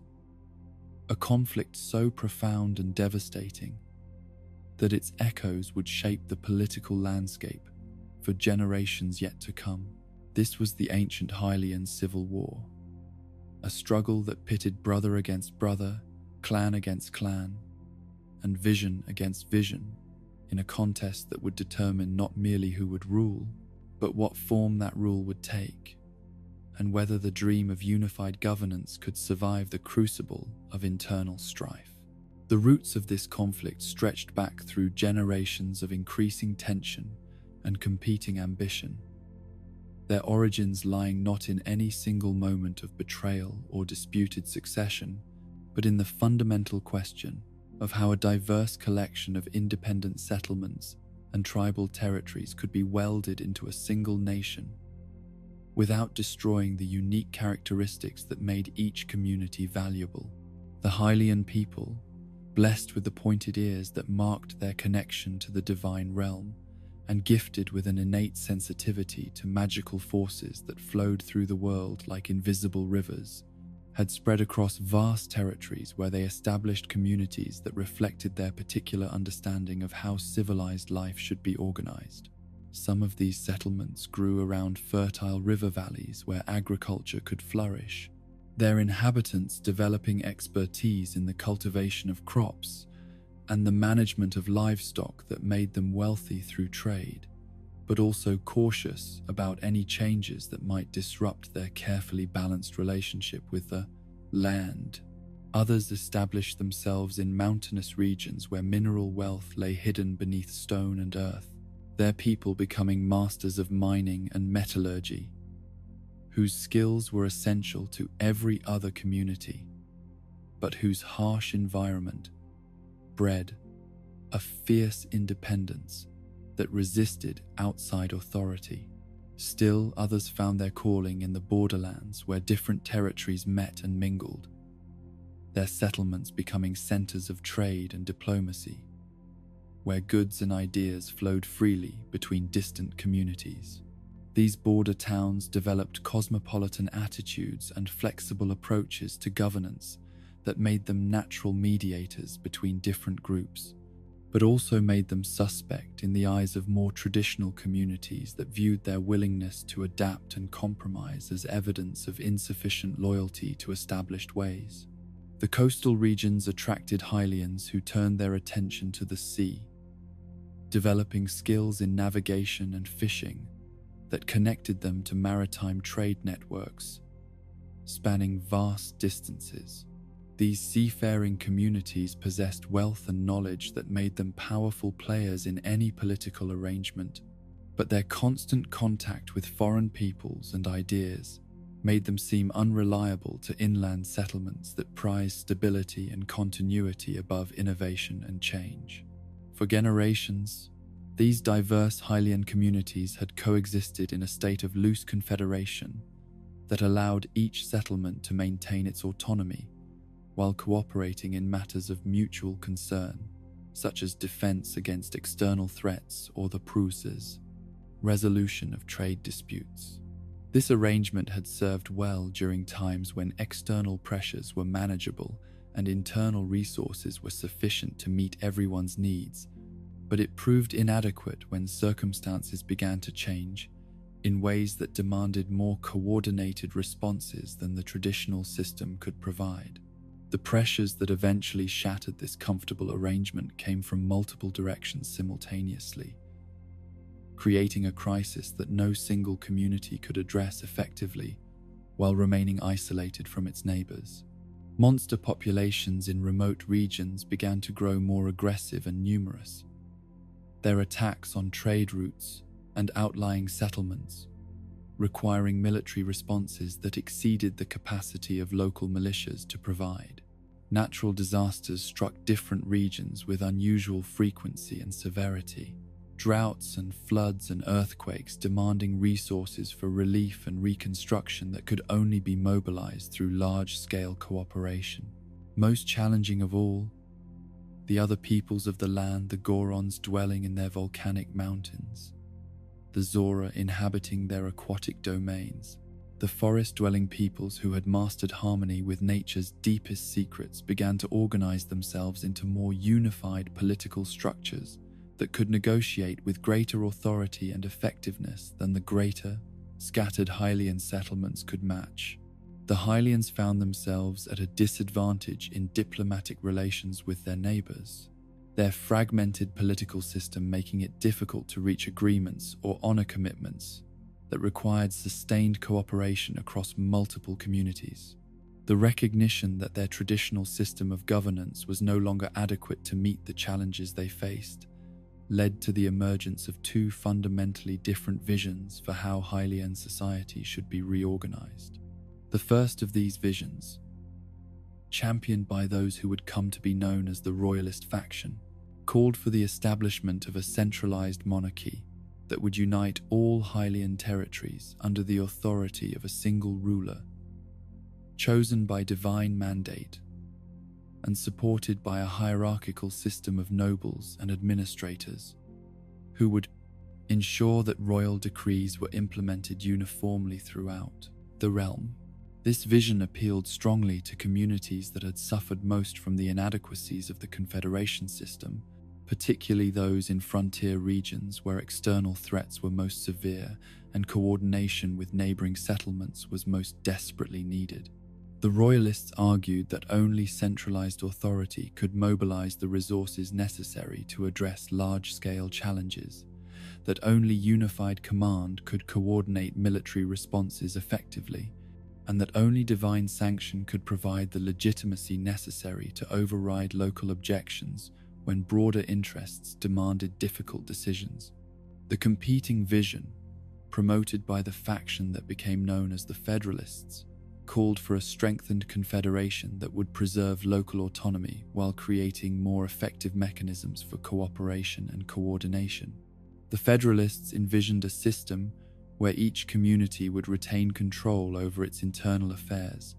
while participating in elected councils that could make binding decisions on matters of common concern, with leadership rotating among different regions, and no single individual wielding the kind of absolute authority that the Royalists proposed. This alternative appealed most strongly to communities that had prospered under the traditional system and feared that centralized authority would lead to the imposition of policies that served the interests of some regions at the expense of others. The Federalists argued that diversity and local autonomy were sources of strength rather than weakness, that centralized power inevitably led to corruption and tyranny, and that the divine blessing of the Hylian people was expressed through their capacity for self-governance rather than their submission to any earthly authority. For several years, these competing visions were debated through the traditional mechanisms of inter-community diplomacy, with representatives from different settlements meeting in rotating councils, where each faction attempted to build support for their preferred approach to political reorganization. These debates were conducted with the courtesy and respect that had always characterized Hylian political discourse, both sides acknowledging the legitimate concerns that motivated their opponents while maintaining firm commitment to their own principles and objectives. Yet as the external pressures that had created the need for political reform continued to intensify, the debates began to take on more urgent and contentious tones.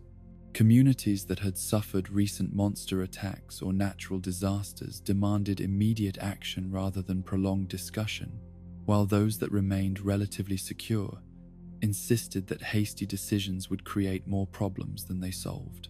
The traditional mechanisms of consensus building that had served the Confederation well in less challenging times proved inadequate for addressing issues that demanded rapid and decisive responses. The breakdown of diplomatic solutions came when a series of coordinated monster attacks struck multiple settlements simultaneously, their timing and tactical coordination suggesting an intelligence and organization that had never been observed in previous conflicts with wild creatures.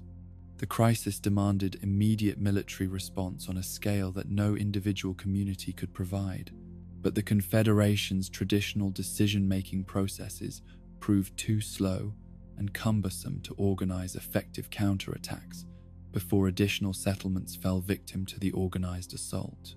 King Rome's ancestor, whose name has been lost to the passage of ages but whose vision would ultimately shape the kingdom that his descendants would inherit, emerged as the leader of the royalist response to this crisis. This charismatic and capable leader possessed both the military skills necessary to organize effective resistance to the monster incursions and the political acumen required to build support for centralized authority among communities that had never accepted external governance. His early successes in coordinating multi-community military operations and achieving victories that had seemed impossible under the fragmented command structure of the Confederation, demonstrated the practical advantages of unified leadership in ways that no amount of theoretical argument could match. Settlements that had been skeptical of royalist proposals found themselves dependent on centralized military coordination for their very survival, while communities that had suffered losses during the period of ineffective Confederation response became enthusiastic supporters of political reforms that promised better protection in the future. Yet these early royalist successes also intensified Federalist opposition, as communities that valued their independence began to fear that temporary emergency measures would become permanent features of a new political system. The Federalist leaders warned that the crisis was being used to justify changes that went far beyond what was necessary to address immediate military needs, and they began to organize their own military forces to resist what they saw as an opportunistic power grab disguised as emergency response.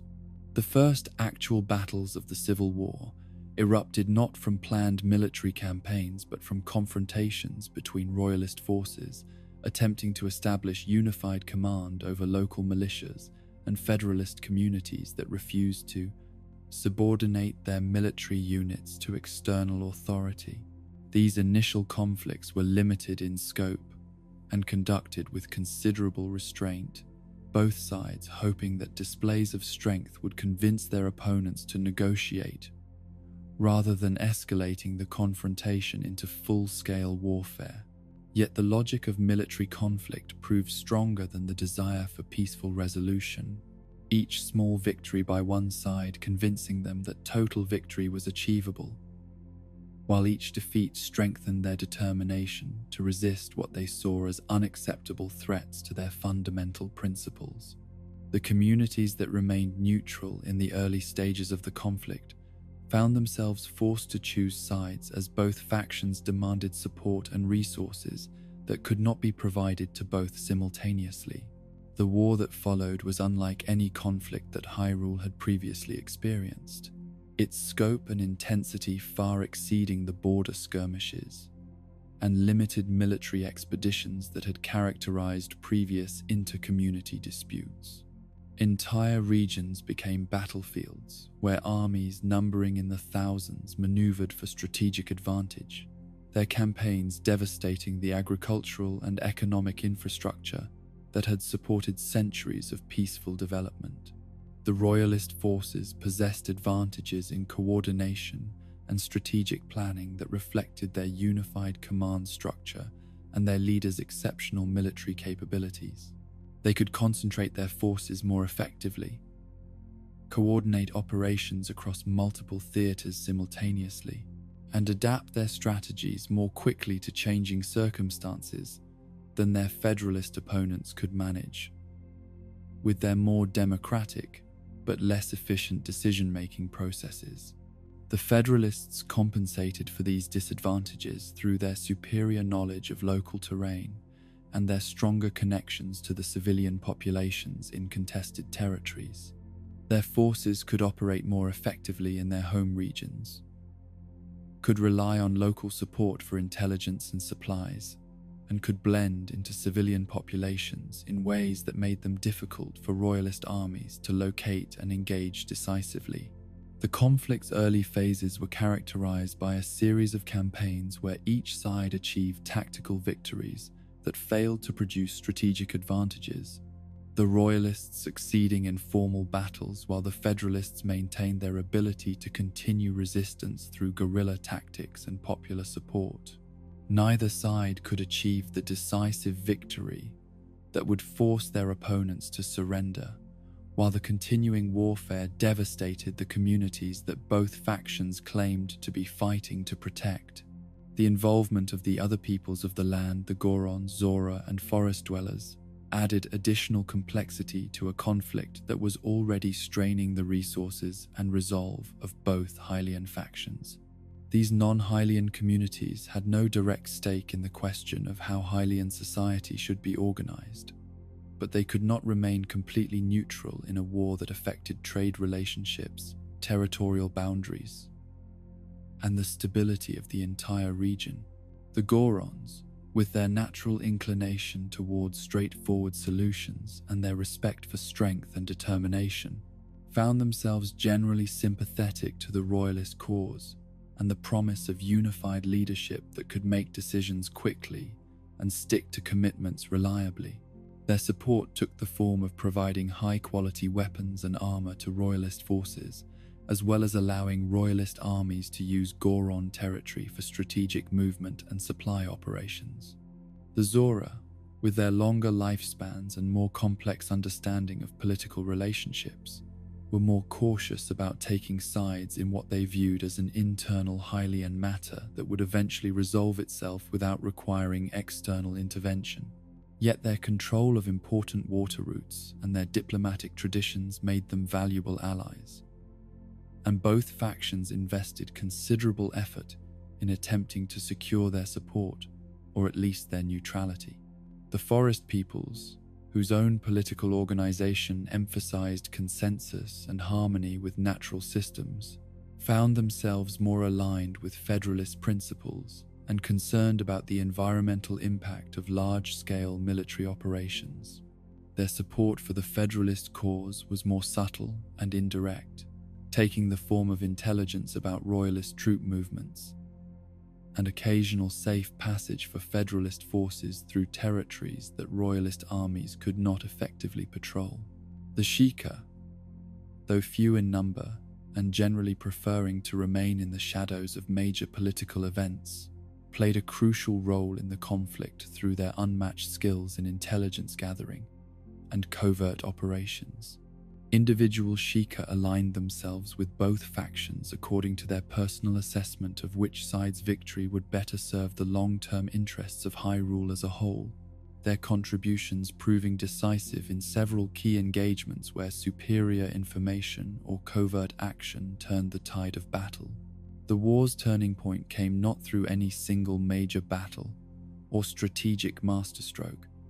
but through the gradual exhaustion of both sides' ability to sustain the level of military effort that the conflict demanded. Communities that had initially supported one faction or the other with enthusiasm found their resources depleted by years of warfare, their populations weary of fighting that seemed to bring victory no closer, while causing ever-increasing suffering and destruction. The civilian population, which had initially been divided in their sympathies between the competing visions of political organization, gradually united around a single desire for the fighting to end, regardless of which side emerged victorious. This war weariness created opportunities for moderate leaders from both factions to begin exploring compromise solutions that might preserve the essential principles that each side valued while ending the devastation that was destroying the very communities they claimed to be fighting to protect. The peace negotiations that eventually ended the civil war required years of careful diplomacy and demonstrated the kind of patient, collaborative approach to problem-solving that the war itself had seemed to make impossible. Representatives from both factions, supported by mediators from the non-Hylian communities, and guided by Sheikah advisors, whose neutrality and wisdom commanded respect from all parties, worked to craft a settlement that could address the legitimate concerns that had originally motivated the conflict. The solution that emerged from these negotiations was neither the pure monarchy that the royalists had originally envisioned, nor the strengthened confederation that the federalists had preferred, but a hybrid system that incorporated elements of both approaches while creating new institutions and traditions that had not existed in either faction's original proposals. The settlement established a constitutional monarchy where royal authority was real and significant but limited by laws and customs that protected local autonomy and prevented the kind of tyrannical abuse that the Federalists had feared. The new king, drawn from the royalist leadership but required to swear binding oaths that restricted his authority in specific ways, would serve as the ultimate decision-maker in matters of external defense and inter-regional coordination, while lacking the power to interfere in local governance except under carefully defined emergency circumstances. A parliament representing different regions and communities would have the authority to approve taxes, review royal policies, and impeach rulers who violated their constitutional limitations. This compromise settlement satisfied neither faction completely, but it addressed the fundamental concerns that had motivated both sides, while creating a framework for governance that could evolve and adapt as circumstances changed. The Royalists achieved their goal of unified leadership capable of addressing large-scale challenges, while the Federalists preserved the local autonomy and democratic participation that they considered essential to good governance. More importantly, the settlement included provisions for incorporating the non-Hylian peoples into the new political structure as autonomous regions with guaranteed rights and representation, transforming what had begun as an internal Hylian conflict into the foundation for a truly multiracial kingdom, where different peoples could maintain their distinct cultures while participating in shared governance.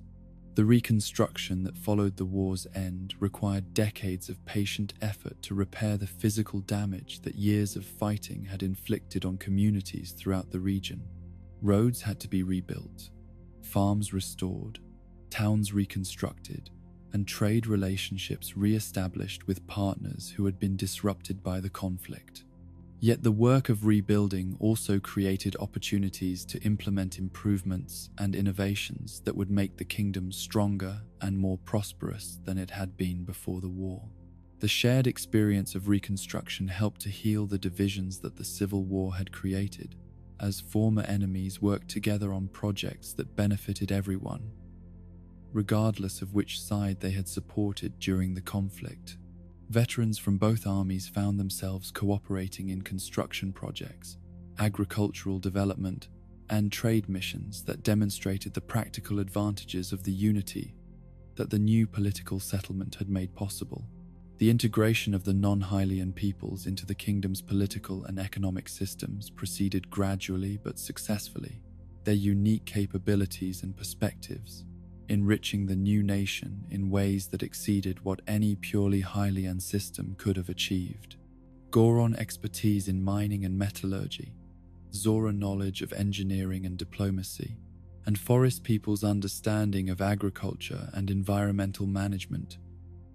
became essential components of the kingdom's growing prosperity. The Sheikah, whose contributions during the war had demonstrated their value as advisors and protectors, were formally recognized as the royal family's guardians and granted special status within the new political system. Their ancient knowledge and specialized skills made them invaluable for maintaining the stability and security that the hard-won peace required, while their traditional discretion and loyalty ensured that they could be trusted with the sensitive responsibilities that their position entailed. The military lessons learned during the Civil War led to the establishment of professional armed forces that combined the coordination advantages of centralized command with the local knowledge and popular support that had made Federalist resistance so effective. The new kingdom's army was organized around regional units that maintained their connections to local communities, while being integrated into a unified command structure that could respond effectively to large-scale threats. The economic development that followed the war's end was facilitated by political stability and unified leadership, but it was driven primarily by the innovative spirit and entrepreneurial energy that the conflict had unleashed. Communities that had been forced to develop new approaches to production and resource management during the war years continued to experiment and improve their techniques during peacetime, their innovations spreading throughout the kingdom and contributing to prosperity that exceeded pre-war levels. The cultural flowering that accompanied this period of reconstruction and development reflected the synthesis of different traditions and perspectives that the new political settlement had made possible. Art, literature, music, and scholarship all benefited from the cross-fertilization of ideas between different communities and peoples, while the shared pride in overcoming division and achieving unity provided themes and inspiration that motivated exceptional creative achievement. The kingdom that emerged from this process of conflict, resolution, and reconstruction would prove to be stronger and more resilient than the collection of independent settlements that had preceded it. Its political institutions flexible enough to adapt to changing circumstances while being stable enough to provide the predictability and security that prosperous development required. The hard-won wisdom about governance and diplomacy that the Civil War had taught would serve the kingdom well in the challenges that lay ahead, while the tradition of unity through diversity that the peace settlement had established would become one of its most distinctive and valuable characteristics. Yet the memory of the Civil War also served as a permanent reminder of how quickly cooperation could break down when fundamental disagreements were not addressed through patient negotiation and mutual respect. The monuments and memorials that commemorated both the war's victims and the peace that had ended, it stood as warnings about the price of division and testimonies to the possibility of reconciliation, their presence ensuring that future generations would understand both the value of unity and the vigilance required to maintain it. In the end, the ancient Hylian civil war became not just a cautionary tale about the dangers of political division, but a founding myth that explained how the kingdom's most distinctive virtues, its respect for diversity, its commitment to constitutional governance, its skill in diplomacy, and its ability to forge unity without destroying individuality, had been forged in the crucible of conflict and tempered by the wisdom that suffering and reconciliation had provided. In the heart of the vast forest that would one day shelter the Master Sword and serve as sanctuary for creatures both magical and mundane, there stood a tree so ancient and magnificent that its roots reached deep into the very foundations of the world, while its branches seemed to brush against the lowest reaches of the celestial realm. This was the great Deku tree, a being whose consciousness spanned millennia and whose wisdom encompassed the accumulated knowledge of countless seasons, countless cycles of growth and decay, birth and death, hope and sorrow that had played out beneath his ever-watchful canopy. For ages beyond mortal reckoning, the great Deku tree had served as guardian of the sacred forest, his awareness extending through every root and branch, every leaf and flower, every creature that called his domain home. He felt the pulse of life that flowed through the woodland like a great heartbeat, sensed the subtle changes in seasons and weather that others might miss, and understood the delicate balances that kept the forest ecosystem healthy and thriving across the turning of years that measured themselves in centuries rather than the brief spans that defined most conscious existence. Yet for all his connection to the teeming life that surrounded him, for all the birds that nested in his branches and the small creatures that sheltered beneath his roots, the great Deku tree knew a loneliness that was as vast and deep as his wisdom. He was unique among the forest's inhabitants, a consciousness so ancient and profound that no other being could truly comprehend the weight of memory and responsibility he carried. No other entity could share the burden of watching over an entire ecosystem while possessing the awareness to understand every tragedy and triumph that unfolded within his care. The animals that lived within his forest were dear to him, each species and individual creature holding a place in his vast heart. But their lives were brief flickers compared to his eternal existence, their concerns immediate and instinctual, rather than the long-term stewardship that occupied his thoughts. The spirits and magical entities that occasionally visited his domain possessed greater longevity and wisdom, but they remained fundamentally different from him in nature and purpose, their visits temporary interludes, rather than the permanent presence he yearned to have beside him in his endless vigil. It was this profound loneliness, combined with his deep love for the forest and his understanding of the delicate balance required to maintain its health across the ages, that inspired the great Deku Tree to undertake the most ambitious and loving act of creation he had ever attempted. Drawing upon magical forces that flowed through the deepest layers of the earth and reached up through his vast trunk to the tips of his highest branches, he began the careful process of bringing into being companions who could share his eternal watch over the sacred woodland. The creation of the first Kokiri was not a single moment of divine inspiration, but a gradual process that unfolded across seasons and years, each stage requiring careful attention to ensure that the new beings would be perfectly suited to their intended role as guardians and friends. The great Deku Tree began by gathering the purest essences of forest life, the morning dew that held within it the forest's breath, the rich soil that nourished every growing thing, the golden sunlight that filtered through his leaves to dance upon the forest floor, and the gentle night breezes that carried the songs of nocturnal creatures throughout the woodland. These elemental components were woven together with threads of the great Deku Tree's own consciousness, fragments of his awareness carefully shaped and molded into independent beings who would possess their own personalities and desires, while remaining forever connected to the forest that had given them birth. Each Kokiri was crafted as a unique individual,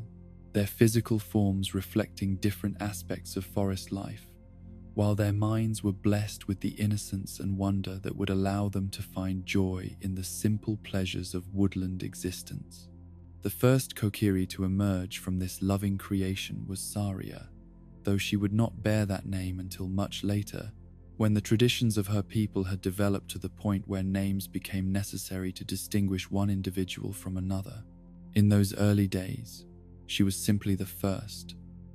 the prototype upon which all others would be modeled, and her personality reflected the great Deku Tree's fondest hopes for what his created children might become. Saria possessed an innate understanding of forest harmony that allowed her to sense the health and happiness of every living thing within her awareness. Her consciousness naturally attuned to the subtle flows of life energy that connected all creatures within the woodland ecosystem.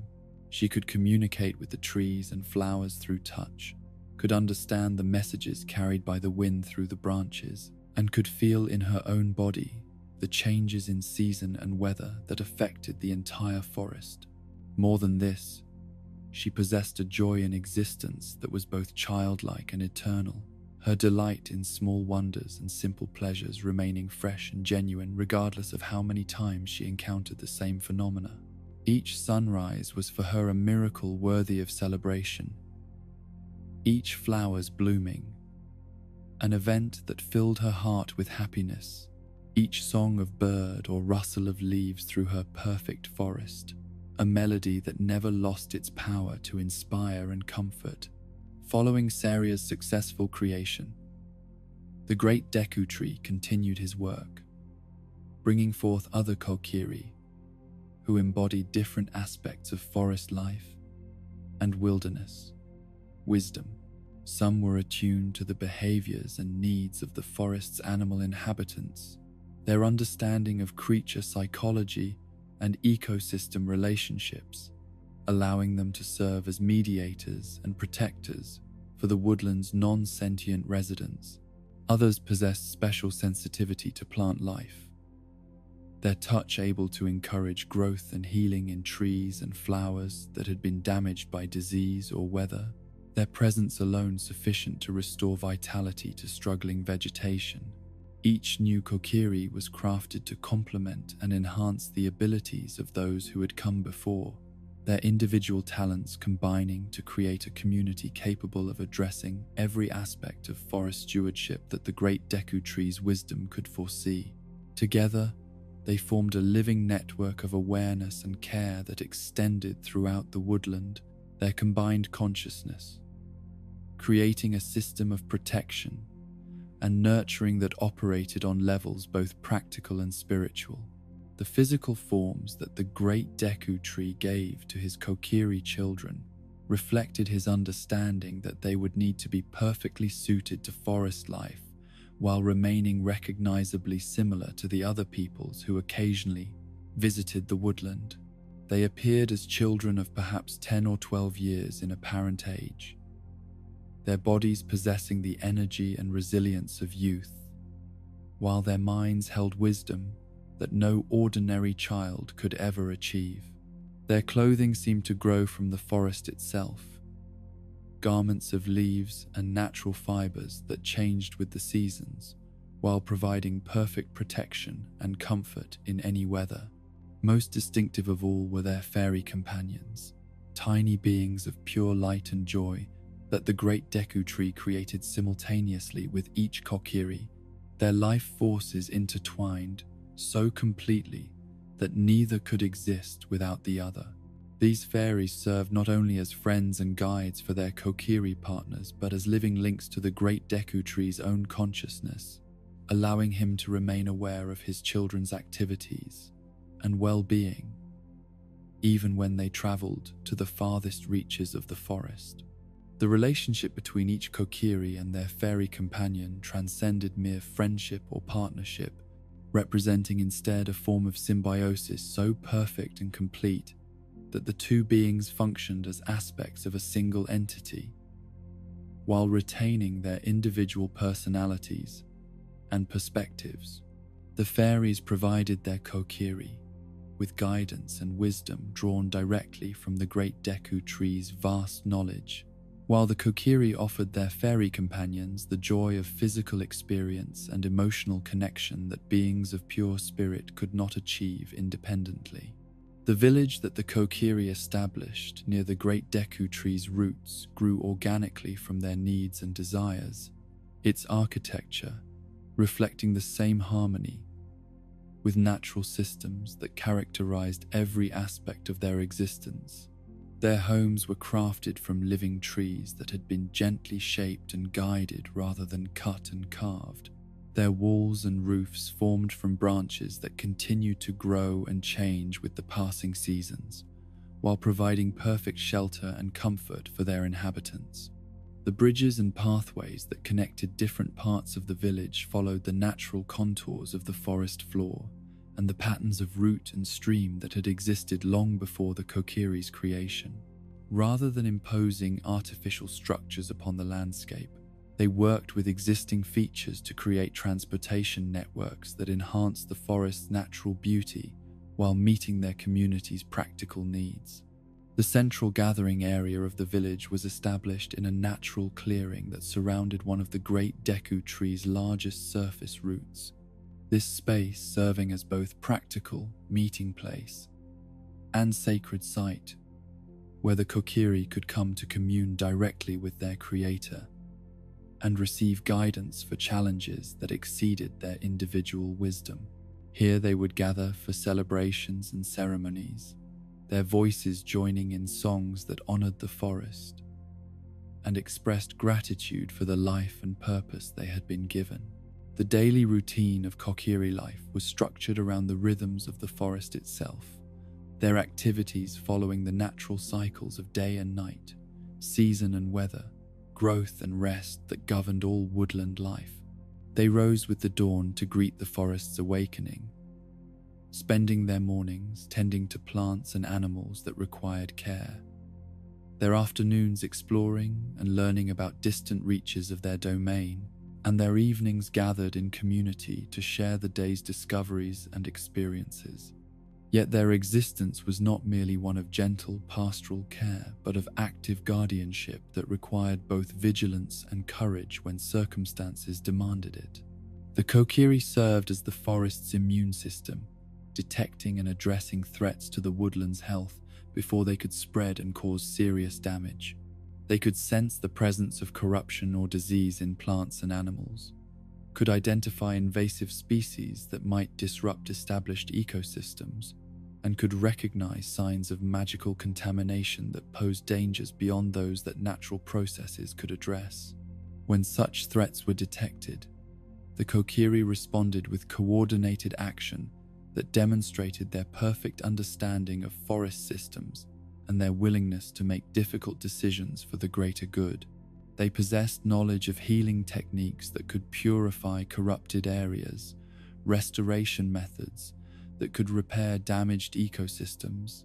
and defensive capabilities that allowed them to protect the forest from external threats while minimizing harm to innocent creatures that might be affected by necessary interventions. Their magical abilities were perfectly attuned to their role as forest guardians, their powers drawing upon the same life forces that sustained all woodland existence, while being carefully limited to prevent the kind of ecological disruption that more aggressive forms of magic might cause. They could encourage rapid growth in plants that needed to fill gaps left by natural disasters, could communicate with animal species to coordinate protective measures during times of danger, and could manipulate weather patterns on small scales to ensure adequate water and sunlight for struggling vegetation. Most remarkably, they possessed the ability to sense and guide the spiritual development of other beings who entered their forest domain, their innocent wisdom allowing them to perceive the true nature and intentions of visitors, while their pure hearts enabled them to offer guidance and healing to those who approached them with respect and genuine need. This ability made them natural counselors and teachers for the occasional travelers who discovered their hidden village, though they remained selective about whom they revealed themselves to, and careful about the knowledge they chose to share. The relationship between the Kokiri and the other inhabitants of the forest was one of mutual respect and cooperation that reflected the Great Deku Tree's vision of perfect ecological harmony. The woodland creatures understood instinctively that the Kokiri were benevolent guardians, whose presence ensured the forest's health and safety, while the Kokiri recognized their responsibility to serve the needs of all forest life, rather than privileging their own desires or convenience. This harmony extended to the forest spirits and magical entities that made their homes within the woodland, beings whose natures and purposes were often alien to more conventional forms of life, but who found in the Kokiri understanding friends who could bridge the gap between the physical and spiritual dimensions of forest existence. The Kokiri served as intermediaries and translators when conflicts arose between different types of forest dwellers, their innocent wisdom allowing them to perceive solutions that more sophisticated but less pure minds might miss. The seasonal celebrations that marked important transitions in the forest's annual cycle became expressions of this community-wide cooperation, festivals where every species and type of creature contributed according to their abilities and nature. These gatherings were more than mere entertainment but spiritual events that renewed the bonds connecting all forest life and reaffirmed the commitment to mutual care and protection that kept the woodland healthy across the turning of the process. Years. During the spring celebrations that welcomed new growth and the return of warmth after winter's dormancy, the Kokiri would lead ceremonies of planting and blessing that ensured optimal growing conditions for the coming season. The forest animals would contribute by clearing away dead vegetation and preparing nesting areas, while the spirits would weave protective enchantments that guarded against diseases and pests that might threaten vulnerable new growth. The summer festivals celebrated the forest's full flowering and the abundance of life that reached its peak during the warmest months. These were times of joy and playfulness, when the Kokiri would organize games and competitions that allowed different species to demonstrate their unique talents, while strengthening the bonds of friendship and cooperation that connected the entire forest community. Autumn brought ceremonies of harvest and gratitude, when the Kokiri would gather the forest's bounty while ensuring that enough remained to sustain all life through the coming winter. These celebrations emphasized the principles of balance and sustainability that governed all their interactions with the natural world,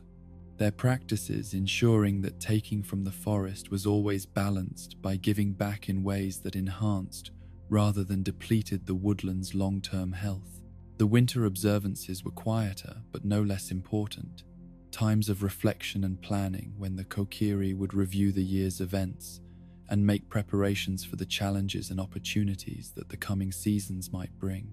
These were also times for storytelling and the sharing of wisdom, when the accumulated knowledge and experience of their community was passed down and preserved for future generations. Yet even as the Kokiri lived their lives of perfect harmony and dedicated service, the great Deku tree understood that his forest domain existed within a larger world where not all beings shared his commitment to balance and benevolence. The woodland attracted visitors of many kinds, some drawn by its reputation for peace and healing, others seeking resources or knowledge that they hoped to exploit for their own purposes, and still others arriving as refugees from conflicts or disasters that had made their original homes unsafe. The great Deku tree's wisdom had prepared him for this reality, and he had imbued his Kokiri children with the ability to distinguish between visitors who came with pure intentions and those who might pose threats to the forest's welfare. This gift manifested as an intuitive understanding of character and motivation that allowed them to perceive the true nature of strangers while remaining open to the possibility of redemption and positive change in even the most apparently corrupted individuals.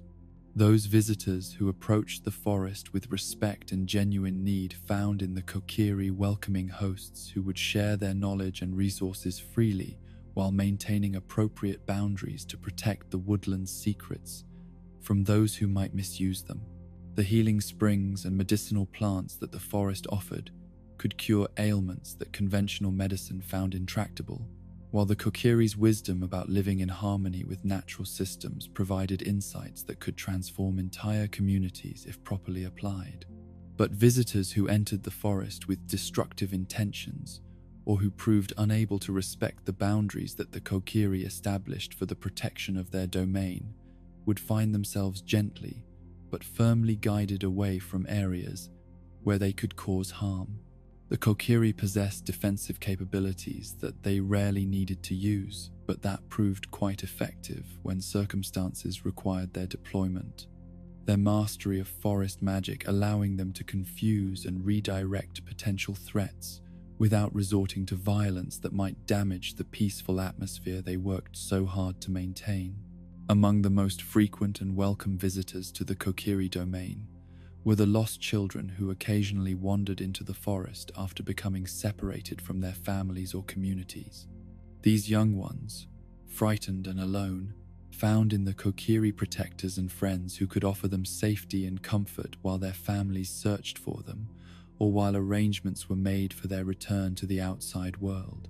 Yet some of these lost children possessed qualities that made them suitable for a different fate entirely, characteristics that suggested they might flourish as permanent residents of the forest, rather than temporary guests awaiting return to their original homes. The great Deku tree's wisdom allowed him to perceive which children possessed the innocence, purity of heart, and natural affinity for woodland life that would enable them to thrive as adopted members of the Kokiri community. The process by which lost children were transformed into true Kokiri was one of the most sacred and carefully conducted rituals in the forest's long history, a ceremony that required the willing participation of the child involved and the blessing of the entire Kokiri community. The transformation could only be undertaken when the great Deku tree was certain that the child truly desired to remain in the forest permanently and that they possessed the qualities necessary to fulfill the responsibilities of eternal guardianship. The ritual itself involved the child being adopted by the forest in the most literal sense possible, their human nature gradually transformed through exposure to the same life forces that had been used to create the original Kokiri. This process required months of careful preparation and gradual adaptation, during which the child would spend increasing amounts of time in communion with the great Deku tree's consciousness, while their body and spirit were slowly reshaped to match the eternal nature of their adopted siblings. The most visible sign of this transformation was the appearance of the child's fairy companion, a being of light and joy, created specifically for them during the final stages of their adoption into Kokiri nature. The fairy's emergence marked the completion of the process and the child's full acceptance as a permanent member of the forest community, their new nature,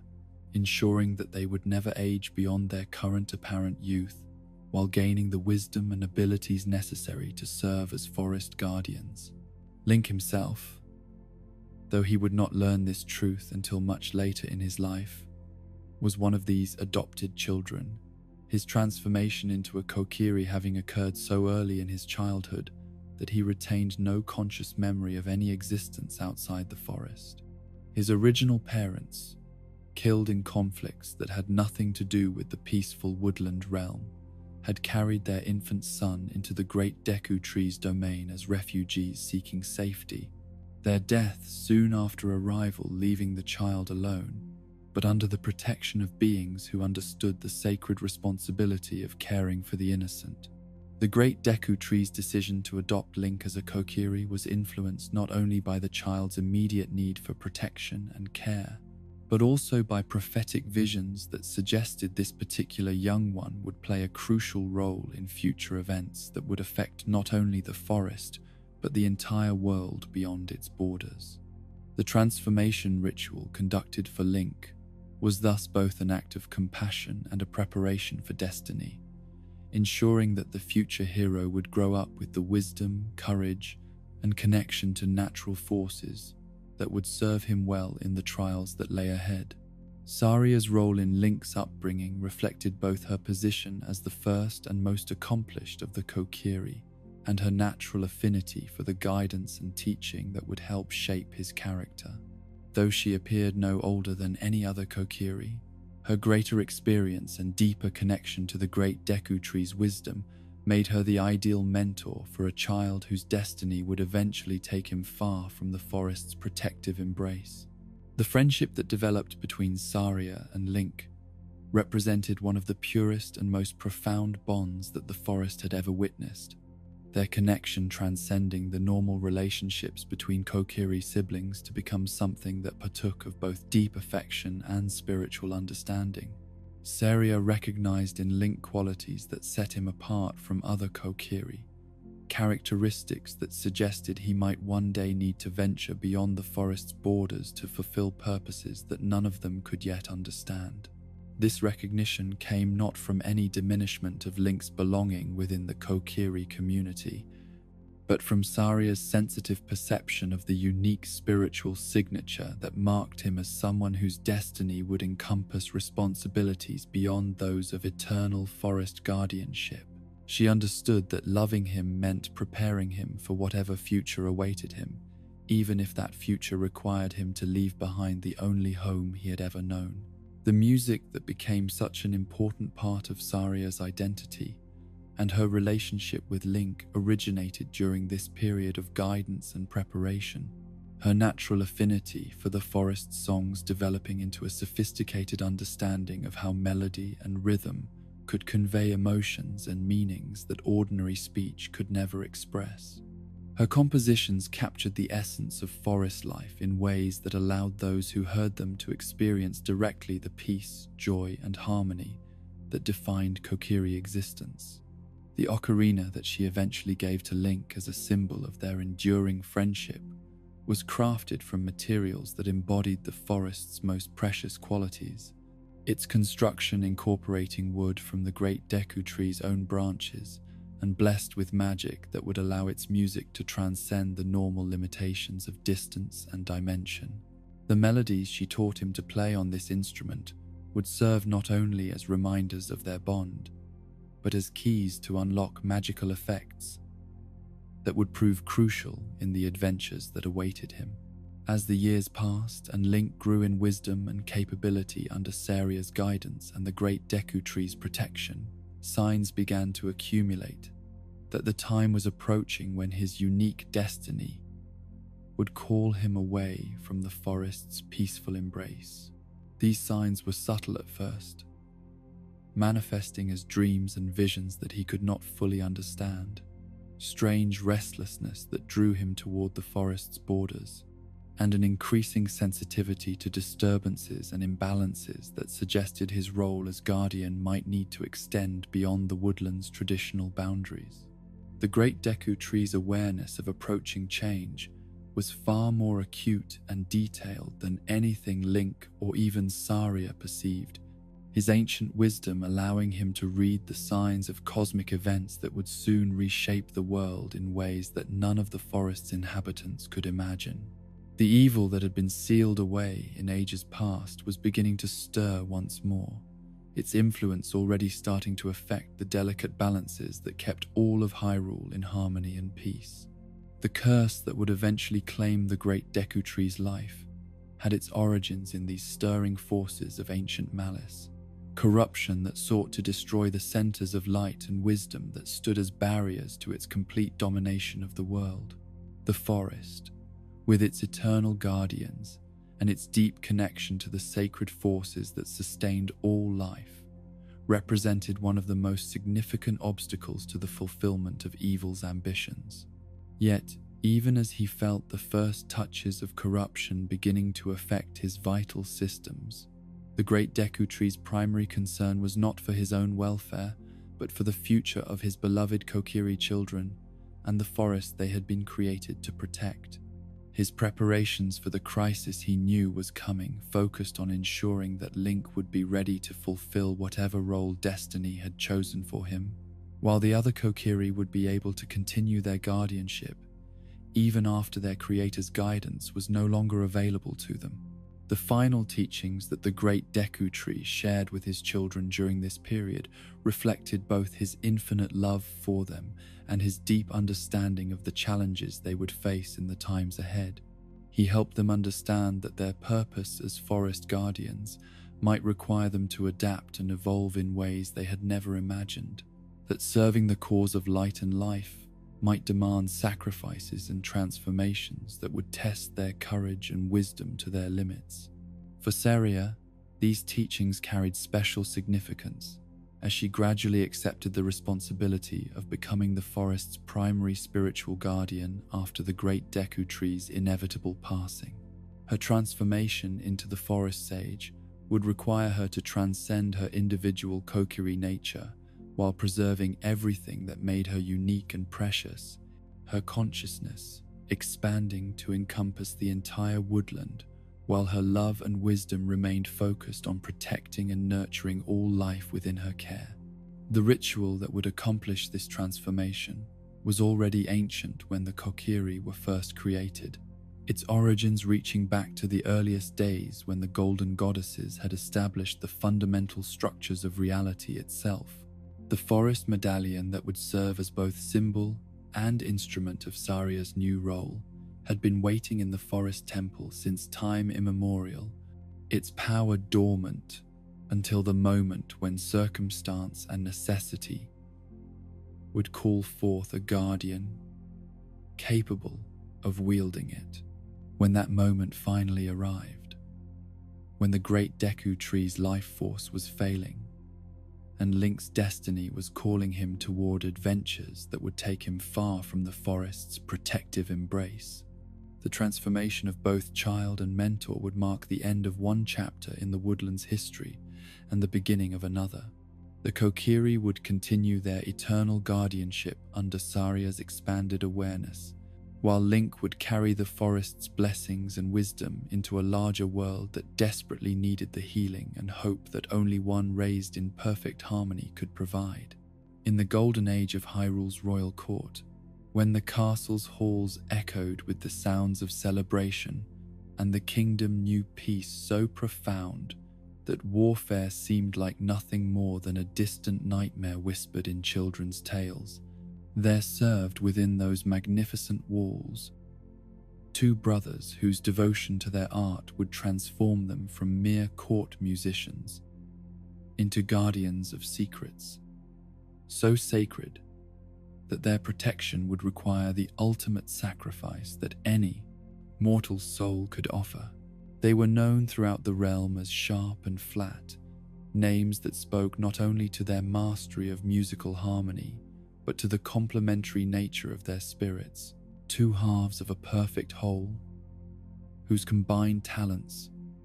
could create melodies that seemed to bridge the gap between the earthly and the divine. Sharp, the elder of the two brothers, possessed a mind that could perceive mathematical relationships within musical structures with the precision of a master architect, measuring the angles that would determine whether a great cathedral would stand for centuries or collapse within days of its completion. His understanding of melody and rhythm operated on levels that transcended mere technical proficiency, reaching into realms where sound became geometry and harmony revealed itself as one of the fundamental forces that held reality together in patterns of meaning and beauty. When Sharp played his compositions, listeners often reported experiencing visions of crystalline structures that seemed to exist in dimensions beyond normal perception, mathematical forms of such perfect symmetry that they appeared to be blueprints for the architecture of creation itself. His music possessed the quality of revelation, each note precisely calculated to unlock deeper layers of understanding in minds capable of receiving such gifts, while remaining beautiful and moving even for those who perceived only its surface melodies. Flat, the younger brother, brought to their musical partnership qualities that perfectly complemented his siblings' mathematical precision with emotional depth that could touch the most hidden chambers of the human heart. Where Sharp's compositions revealed the underlying structures that governed existence, Flat's melodies explored the infinite variations of feeling and meaning that consciousness could experience within those structures, his music serving as a bridge between pure knowledge and lived experience. The brothers had come to the royal court as young men whose reputations as musical innovators had already begun to spread throughout the kingdom, their collaborative compositions attracting attention from scholars and artists who recognized in their work something unprecedented and potentially revolutionary. The court musicians who had served previous generations were masters of established traditions and classical forms, their performances providing beauty and entertainment that enhanced the dignity and grandeur of royal ceremonies and celebrations. Yet Sharp and Flat brought to the court something entirely new, an approach to musical composition that treated sound not merely as aesthetic decoration, but as a force capable of affecting reality itself, in ways that bordered on the magical. Their early performances for the royal family demonstrated abilities that seemed to transcend normal musical entertainment, their harmonies producing effects that listeners struggled to describe in conventional language. During one particularly memorable evening performance, their music had somehow caused the great hall's chandeliers to resonate in sympathy with their melodies, the crystal components chiming in harmonies that created additional layers of sound that no human voice or instrument had produced. The candles throughout the hall had flickered in patterns that matched the rhythm of their compositions, while the very stones of the castle walls had seemed to hum with vibrations that created an acoustic environment unlike anything previously experienced within those ancient chambers. King Rome's ancestors, recognizing that they were witnessing something that went far beyond conventional musical performance, commissioned the brothers to develop their unique abilities in service of the royal family and the kingdom's welfare. The brothers were granted access to the castle's most extensive libraries, where they studied ancient texts that explored the relationships between sound, mathematics, and magic, their research revealing traditions of musical sorcery that stretched back to the earliest days of civilized existence. Their investigations led them to discover that music, when composed and performed according to certain mathematical principles and spiritual disciplines, could serve as a key to unlock forces that normally remained hidden from mortal perception and control. The ancient practitioners of these musical arts had understood that reality itself was structured according to harmonic principles, that the fundamental forces governing existence operated according to rhythms and patterns that could be influenced by those who possessed sufficient knowledge and skill. The brothers' growing mastery of these esoteric musical techniques attracted the attention of the Sheikah, those shadow folk whose own understanding of hidden arts made them natural allies for anyone exploring the borderlands between conventional knowledge and supernatural power.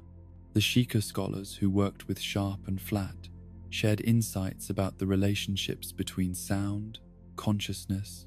and reality that allowed the brothers to refine their techniques and develop compositions of unprecedented power and sophistication. It was during this period of intensive research and collaboration that the brothers created what would become their greatest and most dangerous achievement, a musical composition so powerful and complex that its performance could literally reshape the listener's relationship with time itself. They called this piece the Sun's Song, though that name reflected only one aspect of its incredible capabilities, for the melody could affect not only the celestial cycles that govern day and night, but also the deeper temporal flows that determined the pace at which consciousness experienced the passage of moments. The Sun's Song was not a mere tune that could be hummed or played on conventional instruments, but a mathematical formula expressed in musical terms, each note precisely calculated to resonate with specific aspects of cosmic harmony. Its performance required not only technical mastery of extraordinary difficulty, but also spiritual preparation that allowed the performer to serve as a conscious channel for forces that exceeded normal human comprehension. When performed correctly, the Sun's Song could accelerate or slow the passage of time within a localized area, its effects allowing the performer to accomplish in moments what would normally require hours, or to extend brief interludes into experiences that felt like they lasted for entire lifetimes. The song could also affect the boundary between day and night, its harmonies somehow influencing the rotation of the world itself in ways that caused dawn to arrive early or dusk to be delayed according to the performer's intention and need. The brothers' demonstration of the Sun's Song for the royal court created effects so dramatic and unprecedented that witnesses struggled to believe their own senses, even as they experienced them directly. The great hall where the performance took place seemed to exist outside normal time for the duration of the composition, hours passing in the outside world while only minutes elapsed for those within the chamber, the acoustic environment somehow creating a pocket of altered temporal flow that operated according to different physical laws. Yet even as the royal family marveled at this incredible achievement, Sharp and Flat themselves began to understand that they had created something that carried within it dangers as profound as its potential benefits. The Sun's Song's power to manipulate time made it a tool that could be catastrophically misused if it fell into the wrong hands, while its complexity made it almost impossible to perform safely without years of preparation and training that few musicians could ever hope to achieve. The brothers' growing awareness of their creation's dangerous potential led them to develop additional compositions designed to serve as safeguards and countermeasures, musical keys that could lock away or neutralize the effects of their more powerful works. These protective melodies were crafted with the same mathematical precision and spiritual depth as their more dramatic compositions, but their purpose was to contain and control, rather than to unleash the forces that music could command. The most important of these protective compositions was what they termed the Song of Storms, a melody that could summon wind and rain with such precision that it could wash away the lingering effects of other magical music, cleansing areas that had been altered by supernatural harmonies and returning them to their natural state. This song also served as a test of worthiness, its performance requiring emotional and spiritual qualities that made it impossible for anyone with destructive intentions to master its techniques. As their reputation spread throughout the kingdom and beyond, the brothers began to attract students and disciples who sought to learn their innovative approaches to musical magic. Yet Sharp and Flat were extremely selective about whom they accepted as pupils, understanding that their knowledge carried responsibilities that not everyone was prepared to shoulder. They developed rigorous tests and training programs that ensured only those with both exceptional ability and impeccable character could advance to the levels where truly dangerous techniques were taught.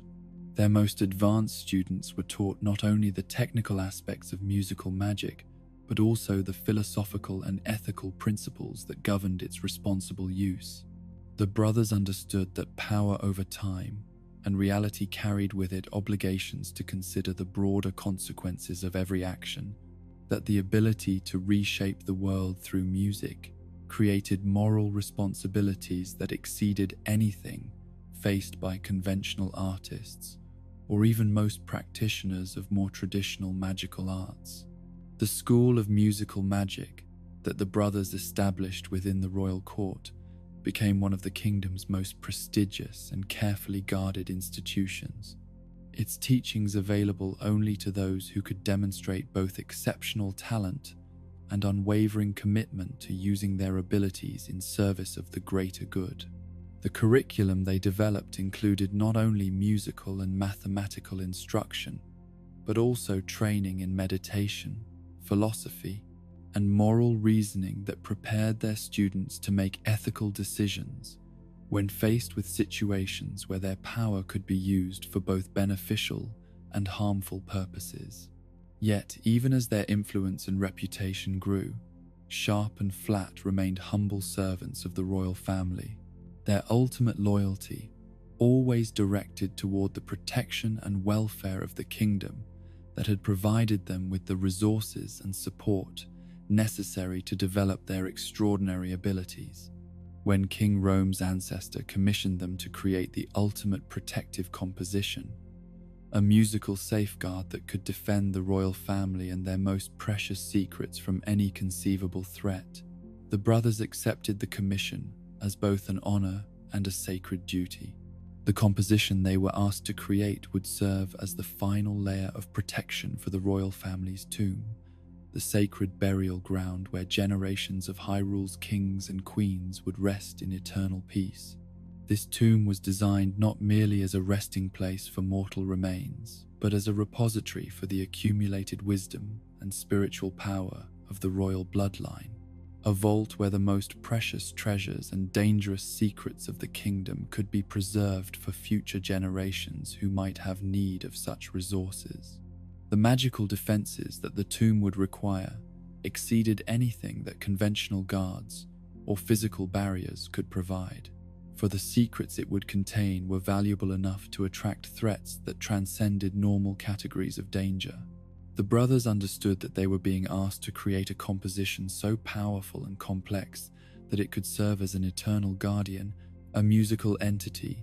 that would continue to protect the tomb's contents long after its creators had passed beyond the reach of mortal concerns. The challenge of creating such a composition required them to push their understanding of musical magic to its absolute limits,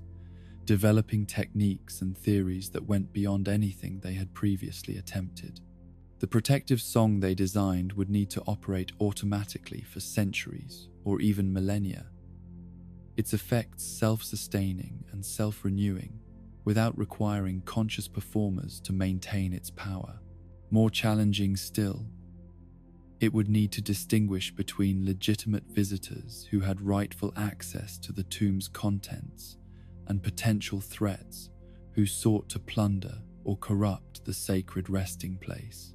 The solution they devised was perhaps the most sophisticated application of musical magic ever attempted, a composition that existed simultaneously as sound, mathematics, and pure consciousness, its structure incorporating elements that operated on multiple levels of reality simultaneously. The song would be embedded directly into the physical structure of the tomb itself, its harmonies encoded into the stones and metals used in the construction, while its rhythms would be synchronized with cosmic forces that would provide the power necessary to maintain its effects across the passage of ages. The creation of this ultimate protective composition required the brothers to study aspects of reality that few mortal minds had ever explored, delving into the deepest mysteries of how consciousness, matter,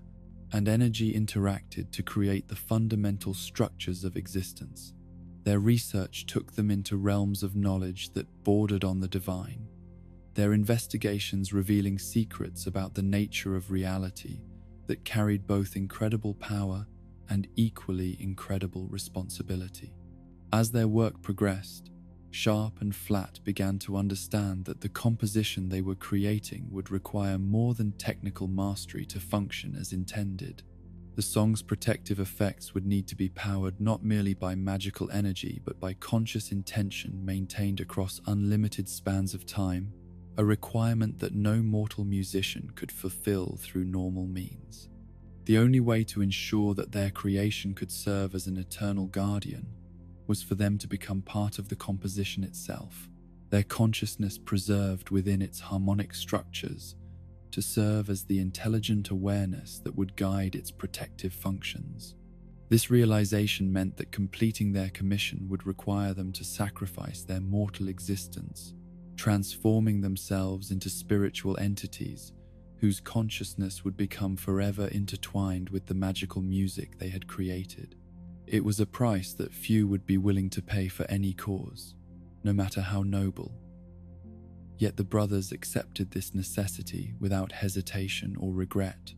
their devotion to their art and their loyalty to the royal family, making the sacrifice feel like the natural culmination of their life's work rather than a tragic loss. The ritual that would accomplish this transformation required months of preparation, during which the brothers gradually shifted their consciousness away from its dependence on physical existence and toward a state where it could survive independently within the mathematical and harmonic structures of their composition. This process involved forms of meditation and spiritual discipline that pushed the boundaries of what mortal minds could achieve while remaining connected to material bodies, their consciousness slowly adapting to exist within realms of pure information and intention. The final performance of their protective composition took place within the completed tomb itself, the brothers playing their instruments for the last time as mortal beings while their consciousness was drawn into the harmonic patterns they had created. The music that filled the tomb during this ultimate performance was said to be so beautiful and terrible that the stone walls themselves wept with emotion, while the very air seemed to crystallize into formations that preserved the melodies for all eternity. When the performance ended and silence returned to the tomb, the brothers' physical bodies had vanished, their mortality transcended, as their consciousness merged completely with the musical entity they had created. Yet they were not lost but transformed. Their awareness expanded beyond individual identity to encompass the entire structure they now existed within and protected. They became the intelligence that guided the tomb's defenses, the consciousness that evaluated each visitor's intentions and worthiness, the spiritual guardians who would maintain their vigil until the end of time itself.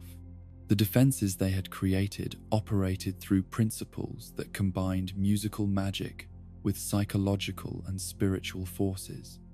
their effects designed to challenge intruders on multiple levels simultaneously. Unauthorized visitors would find themselves confronted not only by physical obstacles and magical barriers, but by musical compositions that could affect their mental state, their emotional balance, and even their spiritual development. The tomb became a test of character as much as a vault of treasures, its defenses designed to allow access only to those whose worthiness could be demonstrated through trials that revealed their true nature and intentions. Yet the brothers' consciousness within the tomb was not limited to purely defensive functions, for they retained their commitment to teaching and guidance that had characterized their mortal existence. Visitors who approached the tomb with pure intentions and genuine need would find themselves receiving instruction and wisdom that could enhance their understanding of music, mathematics, and the deeper mysteries that connected all knowledge. The tomb became not only a repository of material treasures, but a school where the brothers could continue their life's work of sharing their understanding with worthy students. The musical puzzles and challenges that protected different areas of the tomb were designed not merely to exclude unworthy visitors, but to educate and test those who sought access to its secrets. Each trial required not only technical skill in musical performance, but also understanding of the mathematical and philosophical principles that governed the brothers' compositions, the solutions serving as both keys to unlock protected chambers and lessons that enhanced the solver's comprehension of cosmic harmony. Link, during his eventual exploration of the tomb, would discover that his own musical abilities had been shaped by teachers who understood the same principles that the brothers had mastered, his training in the forest having prepared him to perceive the deeper meanings embedded within their protective compositions. The songs he had learned from Saria, and the wisdom he had gained through his connection to the great Deku tree, provided him with insights that allowed him to appreciate the brothers' work not merely as obstacles to overcome, but as gifts of knowledge that could enhance his own understanding. The sun's song that Link would learn within the tomb represented not the brothers' most powerful creation, but rather a simplified version that could be safely performed by someone who had not undergone the years of preparation that the full composition required. Yet even this reduced form carried within it enough power to affect the passage of time in ways that could prove crucial during his adventures, its effects serving as both practical tool and reminder of the incredible achievements that dedication and sacrifice could make possible. The brothers' consciousness within the tomb remained aware of the outside world through connections that transcended normal sensory perception. Their spiritual essence somehow linked to the cosmic forces that governed the passage of time and the flow of events throughout the kingdom. They witnessed the rise and fall of dynasties, the coming and going of heroes, the endless cycle of light and darkness that defined the world's history, their eternal vigil providing them with perspectives on existence that exceeded anything achievable through normal mortal experience. When the great calamity finally arrived and threatened to destroy everything they had devoted their existence to protecting, the brothers' consciousness within the tomb served as a beacon of hope and resistance against the forces of corruption and despair. Their protective compositions created zones of stability where the royal family's spiritual legacy could survive even the most devastating attacks, their musical magic proving stronger than the malice that sought to consume all beauty and meaning from the world. The knowledge they preserved within the tomb's chambers included not only the material treasures and historical records that future heroes might need to restore the kingdom, but also the living wisdom of their musical traditions and the spiritual insights that came from their unique perspective as consciousness that had transcended mortality while remaining connected to the world of living beings. Their sacrifice had transformed them into bridges between the temporal and the eternal, guardians who could protect not only physical treasures, but the cultural and spiritual heritage that gave those treasures their true meaning and value. In the end, the story of the Composer brothers stood as one of the most profound examples of how dedication to art and loyalty to noble causes could lead to achievements that transcended the normal limitations of mortal existence. Their transformation from court musicians into eternal guardians demonstrated that the highest forms of creative expression required not only technical mastery and innovative vision, but also the willingness to sacrifice everything for the sake of preserving beauty and protecting the innocent from forces that sought to destroy everything good and meaningful in the world. In the time when the boundaries between the world of mortals and the realm of spirits were as thin as morning mist, and twice as permeable to those who possessed eyes clear enough to perceive the wonders that danced just beyond ordinary sight. There existed a people so small that they could walk beneath the leaves of common grass as easily as others might stroll through cathedral aisles, yet whose influence upon the lives and fortunes of larger beings was so profound and far-reaching that the entire kingdom would have crumbled into chaos and despair without their patient, invisible ministrations.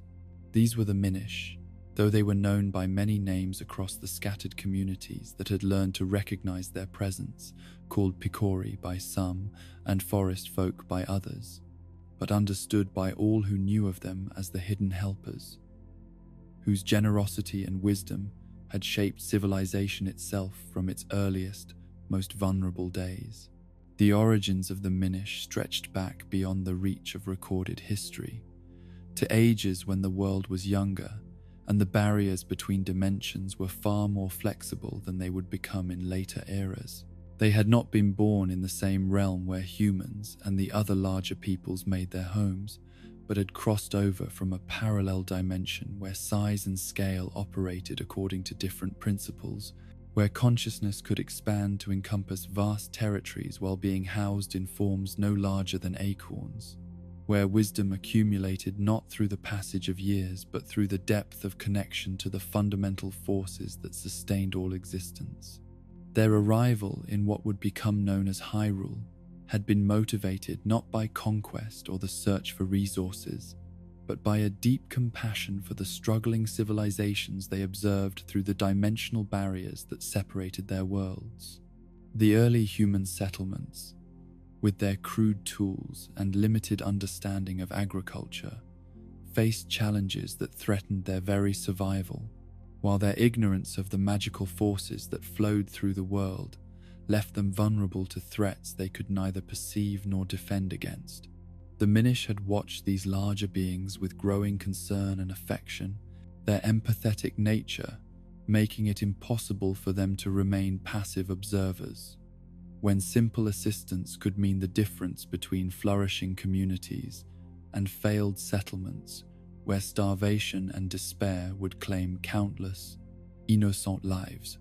Yet their diminutive size created challenges that made direct intervention seem impossible.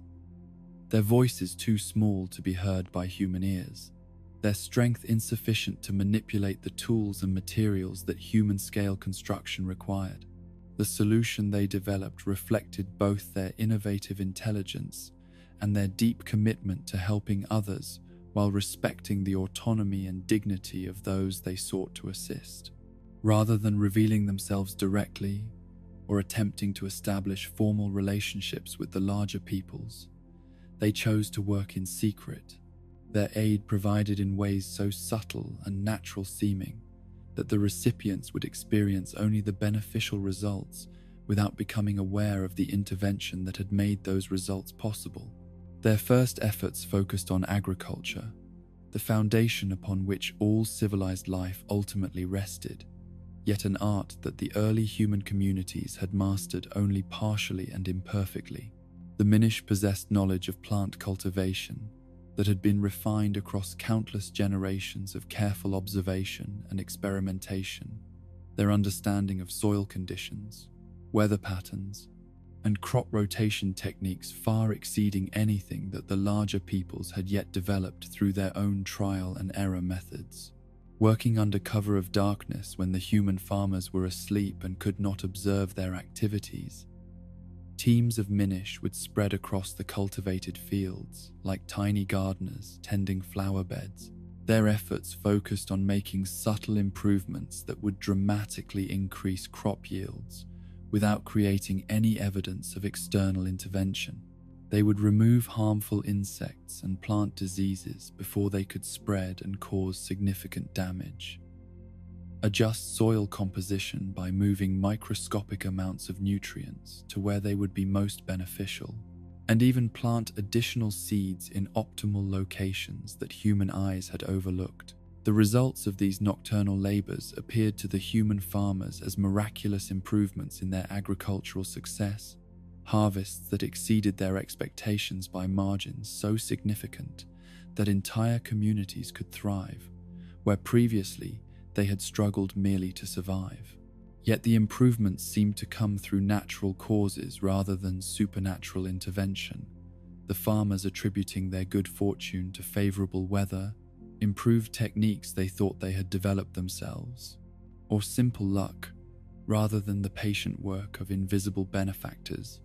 As their confidence in these agricultural interventions grew and they witnessed the positive impact their efforts were having on human welfare, the Minish expanded their assistance to include other aspects of community life where their unique abilities could make significant differences. They became master craftsmen, working at scales that human hands could never achieve, their tiny tools allowing them to make repairs and improvements to objects that larger beings would have considered beyond salvation. Broken pottery would be mended during the night with such skill that the repairs were invisible to human eyes, while damaged tools would be restored to better than new condition through techniques that human blacksmiths and carpenters could not even imagine. The Minish possessed metallurgy skills that allowed them to work with individual grains of metal,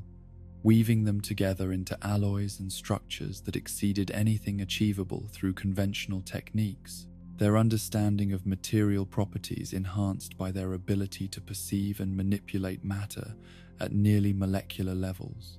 Their assistance extended beyond mere repair work to include innovations and improvements that gradually advanced human technology and craftsmanship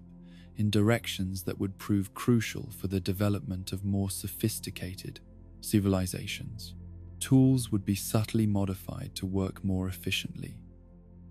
Architectural techniques would be enhanced through tiny adjustments that improved structural integrity, and artistic works would be refined through details so small that human artists never consciously noticed them yet, which elevated the overall impact and beauty of their creations. Yet perhaps their most important contribution to human welfare came through their practice of hiding small treasures and useful items in locations where they would be discovered by those who needed them most. The Minish possessed an uncanny ability to perceive the material and spiritual needs of individual humans, their empathetic consciousness allowing them to understand when someone was struggling with poverty, illness, or despair that could be alleviated through timely assistance. The treasures they provided were never so valuable or unusual that their discovery would seem supernatural, but they were precisely calibrated to meet the recipient's needs while appearing to be fortunate finds rather than deliberate gifts. A rupee might be placed where a struggling merchant would find it just when he needed to purchase supplies to save his failing business, while a rare medicinal herb might appear in the path of someone whose family member was suffering from an illness that conventional treatments could not address. These hidden gifts became so common throughout human settlements that they gave rise to legends and folklore about good luck and helpful spirits, though few people ever suspected that their fortune was the result of deliberate intervention by conscious beings who cared deeply about their welfare. The Minish took great pleasure in these acts of generosity, their joy in helping others becoming one of the fundamental characteristics that defined their culture and motivated their continued involvement in human affairs. As the human communities that benefited from Minish assistance grew more prosperous and sophisticated, some individuals began to develop sensitivity to the presence of their tiny benefactors, their awareness enhanced by gratitude and wonder at the good fortune that seemed to follow them wherever they went. These particularly perceptive humans began to leave small offerings in locations where they suspected helpful spirits might find them, tiny portions of food or miniature tools that demonstrated their recognition that they were receiving aid from sources beyond their understanding. The Minish were deeply touched by these gestures of gratitude and recognition, their normally secretive nature gradually giving way to a desire for more direct communication with the humans whose lives they had been improving for so long. Yet, their diminutive size remained a barrier to conventional interaction. Their voices too small to be heard, and their forms too tiny to be easily perceived by human senses that were adapted to focus on larger objects and events. The breakthrough that finally made meaningful communication possible came through the development of what would become known as the Minish Cap, a magical artifact that was created through the collaborative efforts of the most skilled Minish craftsmen and the most gifted human artisans who had learned to perceive their presence.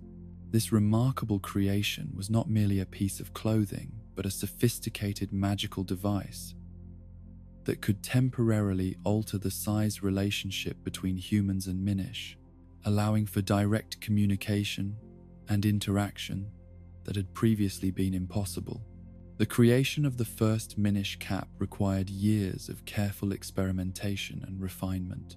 its design incorporating principles of size magic that the Minish had mastered through their interdimensional origins while being crafted from materials and using techniques that human hands could manipulate. The result was an artifact that appeared to be nothing more than an unusual hat or cap to ordinary observation,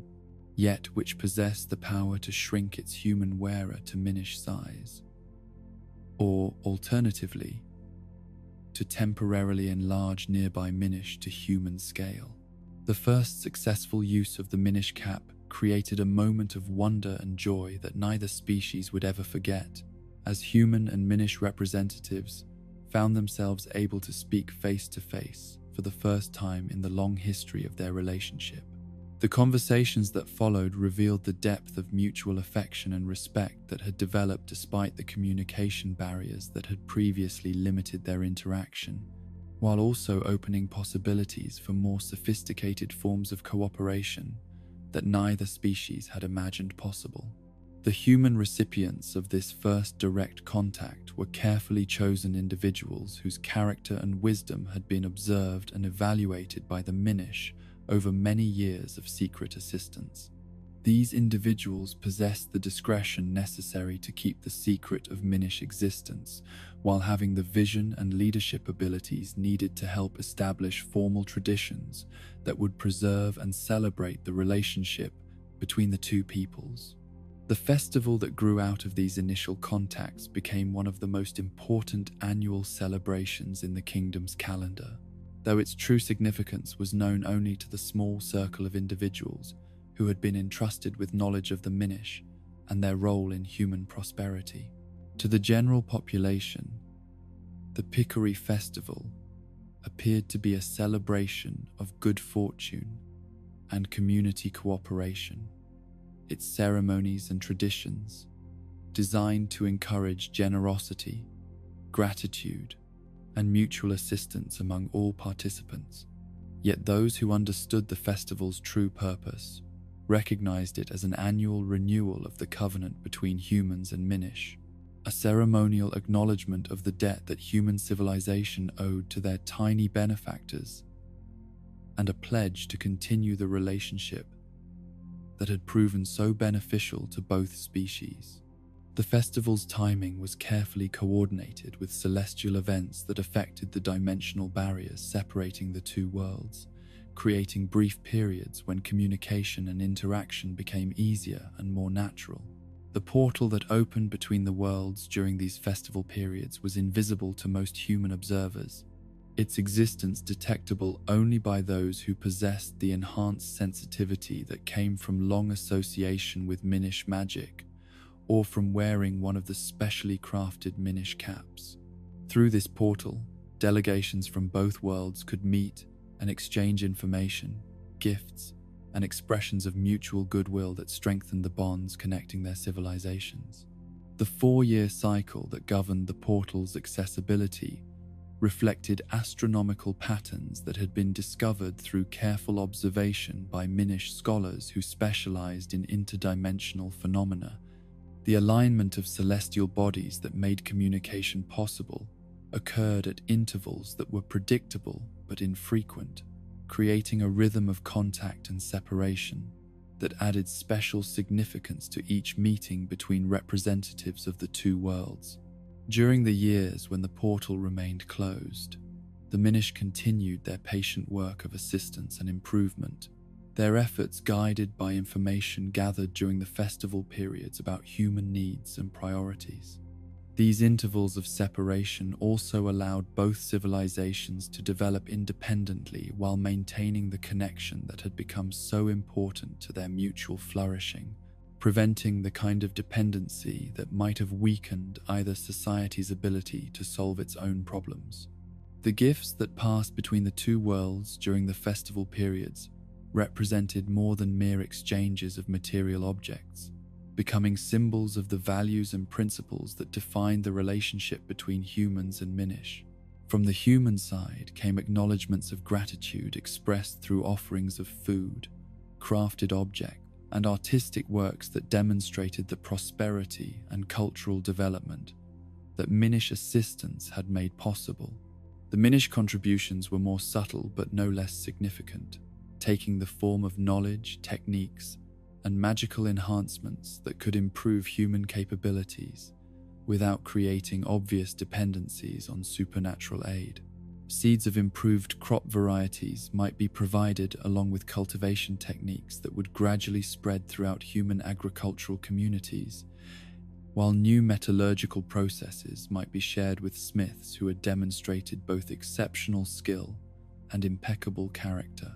The individuals who served as intermediaries between the two civilizations during these festival periods were transformed by their experiences in ways that went far beyond the acquisition of new knowledge or magical abilities.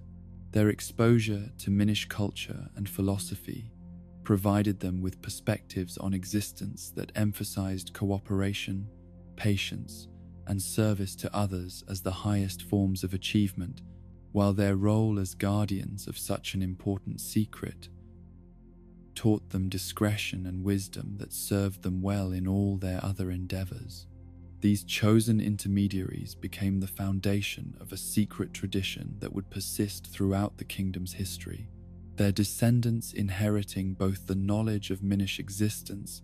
and the responsibility to maintain the relationship between the two peoples. The training and selection of new intermediaries was conducted with great care, each candidate evaluated not only for their abilities and character, but also for their commitment to preserving the delicate balance that made the relationship beneficial for both civilizations. As the generations passed and human civilization continued to develop and expand, the nature of Minish assistance evolved to match the changing needs and circumstances of their beneficiaries. Their early focus on basic survival needs like agriculture and craftsmanship gradually shifted toward more sophisticated forms of support that addressed the challenges faced by increasingly complex societies. The Minish became master social engineers, their tiny size and natural invisibility allowing them to observe human behavior and social dynamics with unprecedented accuracy and insight. They could detect the early signs of conflicts between communities, identify individuals whose influence might be crucial in preventing or resolving disputes, and provide subtle interventions that encouraged cooperation and understanding, while discouraging the kind of mistrust and competition that could lead to destructive warfare. Their contributions to human knowledge and understanding were provided through carefully orchestrated discoveries and inspirations that appeared to result from human genius rather than external assistance. Scholars would find crucial texts in locations where they had not been before.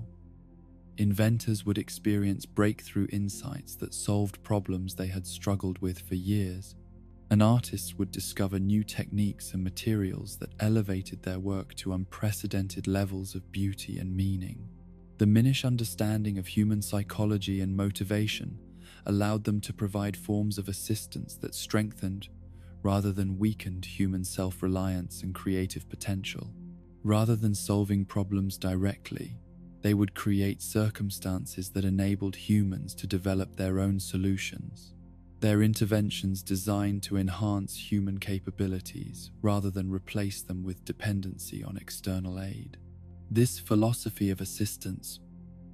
reflected the deep wisdom that the Minish had accumulated through their long experience of helping others. Their understanding that true generosity involved empowering recipients to achieve their own goals rather than simply providing them with finished solutions to their problems. Their greatest gift to humanity was not any specific invention or technique, but the enhancement of human potential that allowed for achievements that exceeded what either species could accomplish independently. The gradual decline in human awareness of Minish presence that occurred in later ages was not the result of any deliberation decision by the tiny people to withdraw from their relationship with larger beings, but rather a natural consequence of human success in developing the self-sufficiency and independence that Minish assistance had been designed to foster. As human communities became more prosperous and sophisticated, their need for the kind of basic assistance that had been crucial in earlier eras diminished, while their focus shifted toward challenges and opportunities that required different forms of support. The Minish response to this changing relationship was characteristically selfless and wise, their satisfaction with human achievement outweighing any sadness they might have felt at the reduced recognition of their contributions. They understood that the success of their assistance could be measured not by the gratitude they received, but by the growth and independence of those they had helped. Their ultimate goal always having been to enable human civilization to flourish according to its own potential, rather than to create permanent dependency on their intervention. Yet even as direct awareness of their presence faded from human consciousness, the Minish continued their work of assistance and improvement,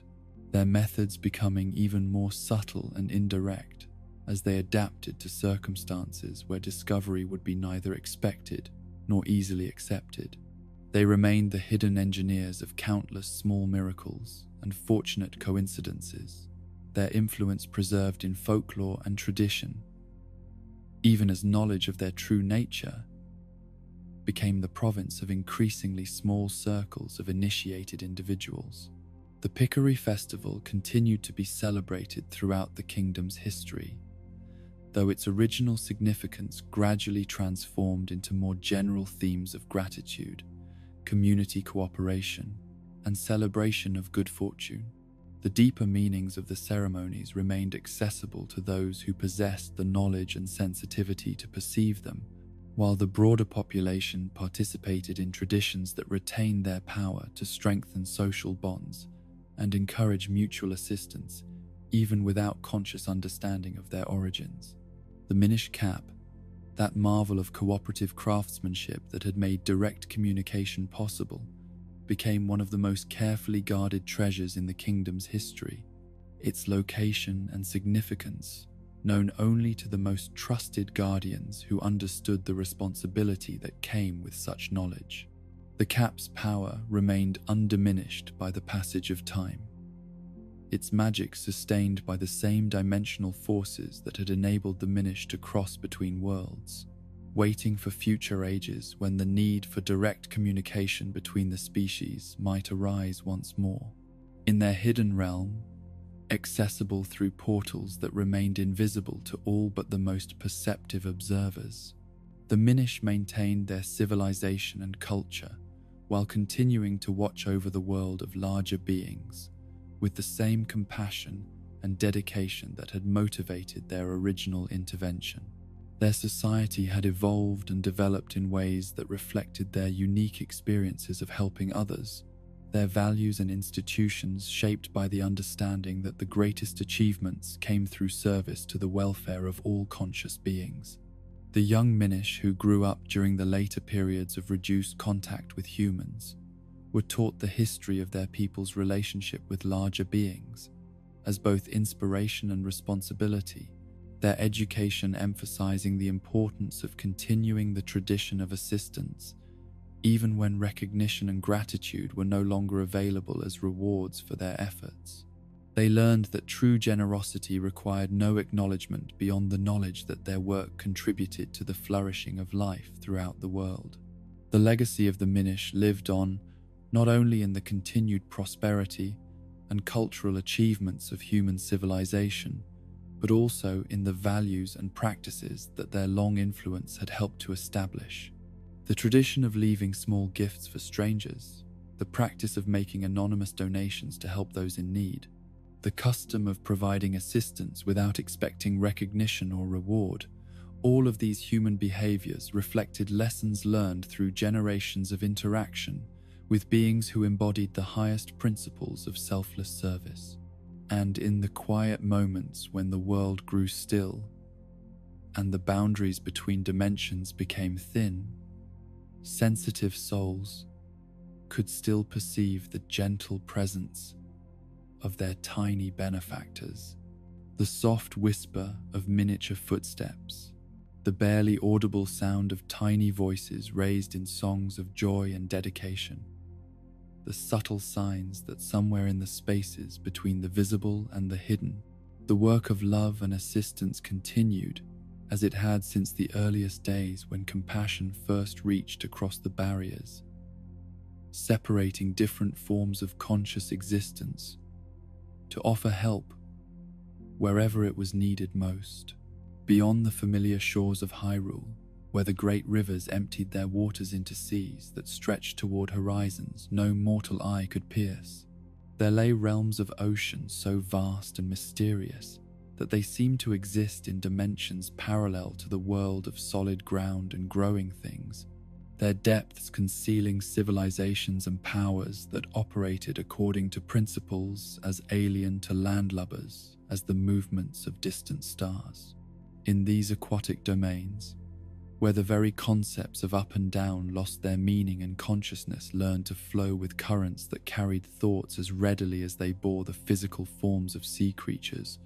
there ruled beings whose authority extended over territories that dwarfed the greatest kingdoms of the surface world. The Ocean King, master of these liquid realms, was not a monarch in any sense that surface dwellers could easily comprehend, for his dominion was not measured in miles of territory or numbers of subjects, but in the infinite depths of water itself and the countless forms of life that found their existence within his fluid embrace. His consciousness permeated every drop of seawater throughout his vast domain, his awareness extending through underwater currents and tidal flows to encompass ecosystems so complex and beautiful that they made the richest terrestrial environments seem simple by comparison. Unlike the kings and queens who ruled over the solid earth through laws and armies, the Ocean King governed through harmony and symbiosis, his authority flowing naturally from his role as the living embodiment of the sea itself, rather than from any external source of legitimacy or power. The creatures that dwelt within his waters recognized his presence as they might recognize the life-giving properties of the water they breathed, their loyalty emerging from gratitude and biological necessity, rather than from political obligation or fear of punishment. His realm existed in a state of perfect balance that had been maintained for eons beyond counting, each species and individual creature playing their assigned role in ecological cycles that supported not only the immediate health of marine environments, but also the broader systems that regulated weather, climate,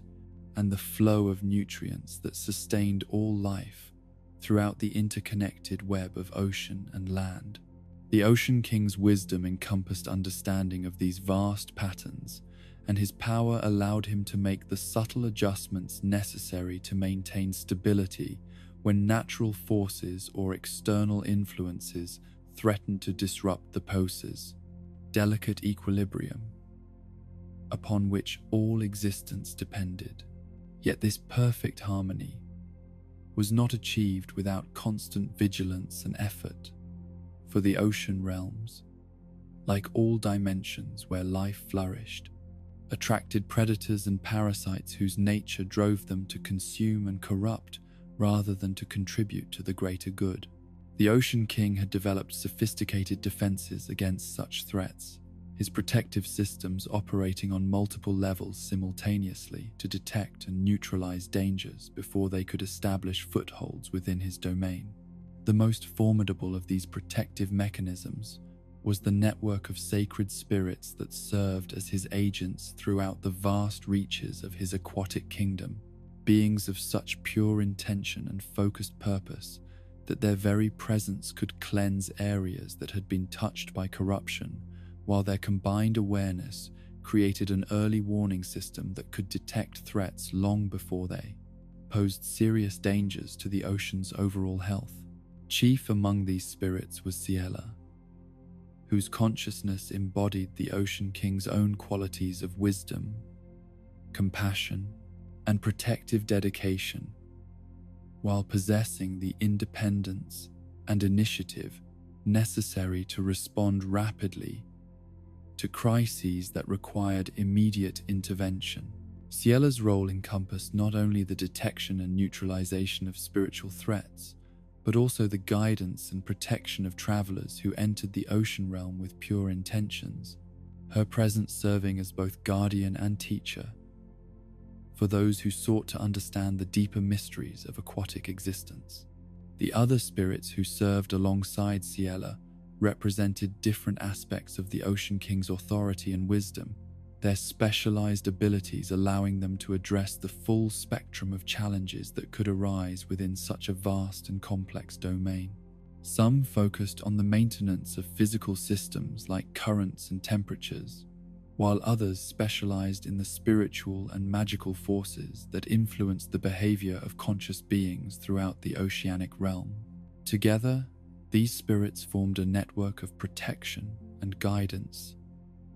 that operated with the efficiency of a perfectly designed organism, their individual actions coordinated through their shared connection to the Ocean King's consciousness,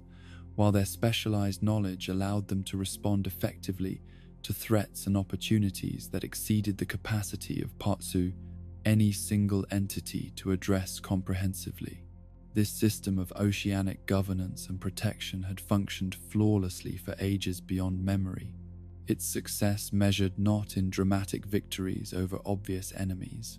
but in the continued prosperity and harmony of countless communities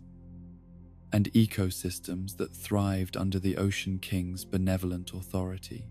The very fact that surface dwellers remained largely unaware of the ocean realm's complexity and sophistication testified to the effectiveness of protections that prevented disruption and conflict from spreading between different dimensions of existence.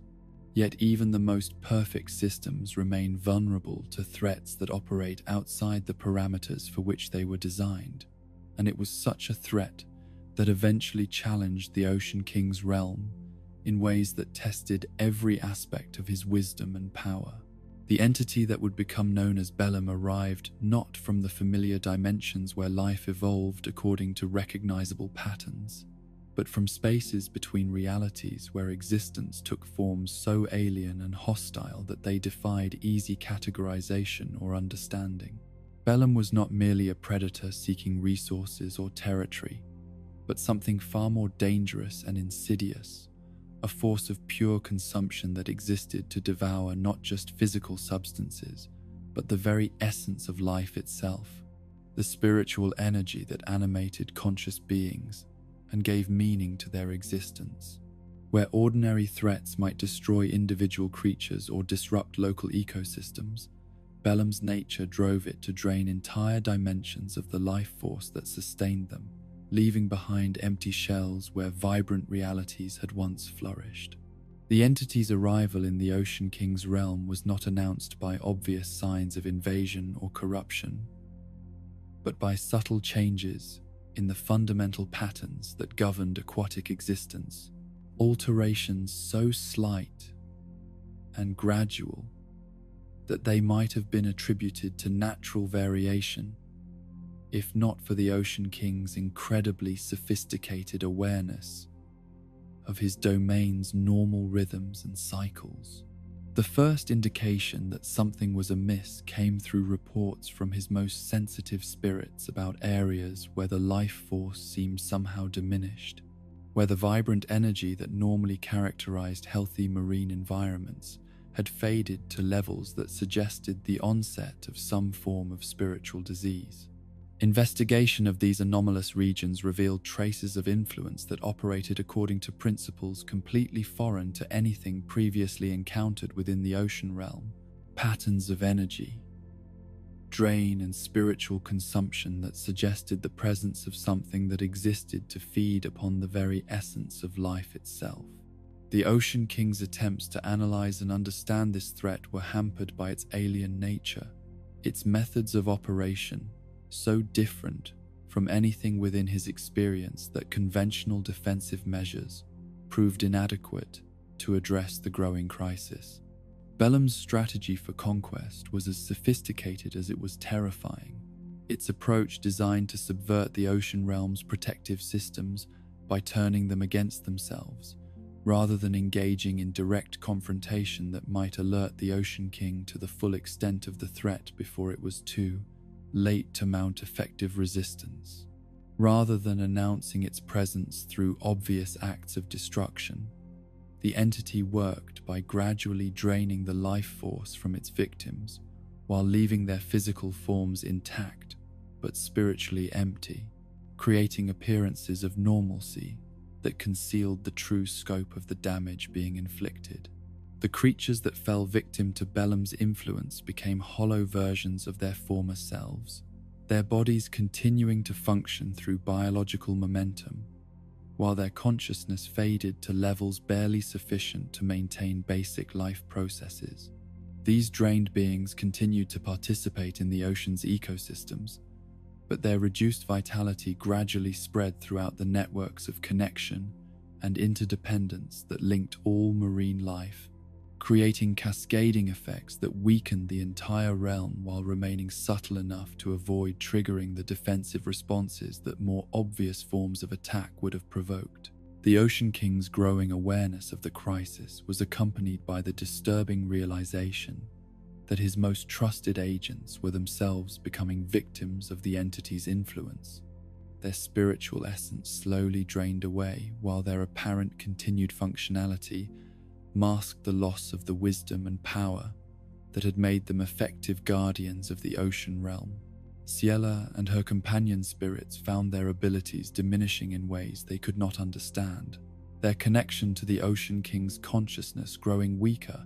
even as their dedication to their protective duties remained unchanged. This weakening of his primary defensive network left the Ocean King increasingly isolated and vulnerable, his ability to monitor and protect his vast domain compromised by the loss of the agents who had served as his eyes and ears throughout the oceanic depths.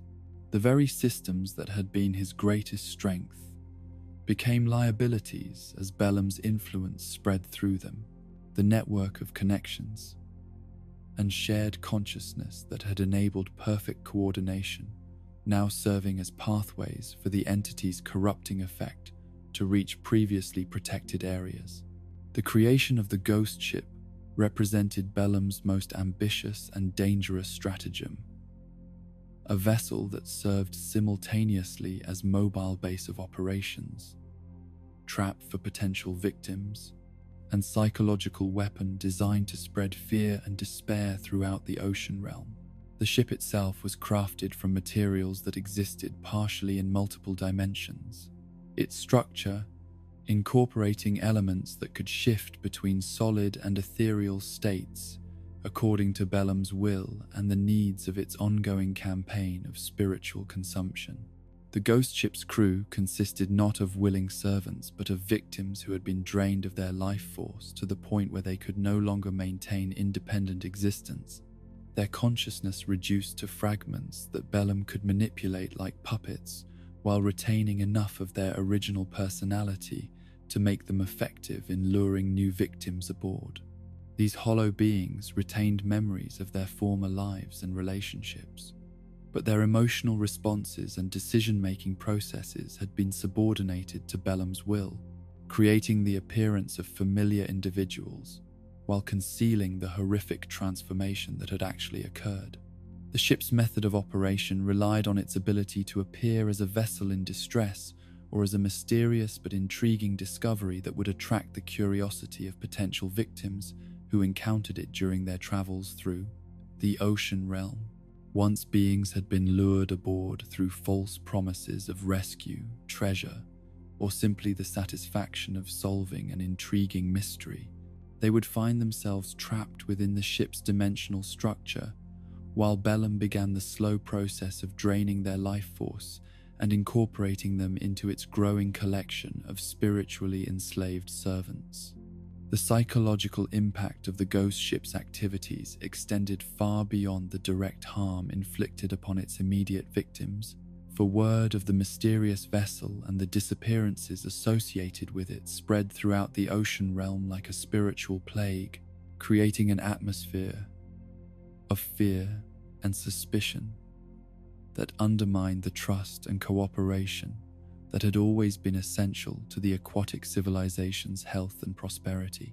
Communities that had previously welcomed travelers and maintained open communication with distant regions began to withdraw into isolation, their protective instincts triggered by reports of dangers that they could neither understand nor effectively guard against. This breakdown in communication and cooperation created exactly the conditions that Bellum required for its influence to spread unchecked,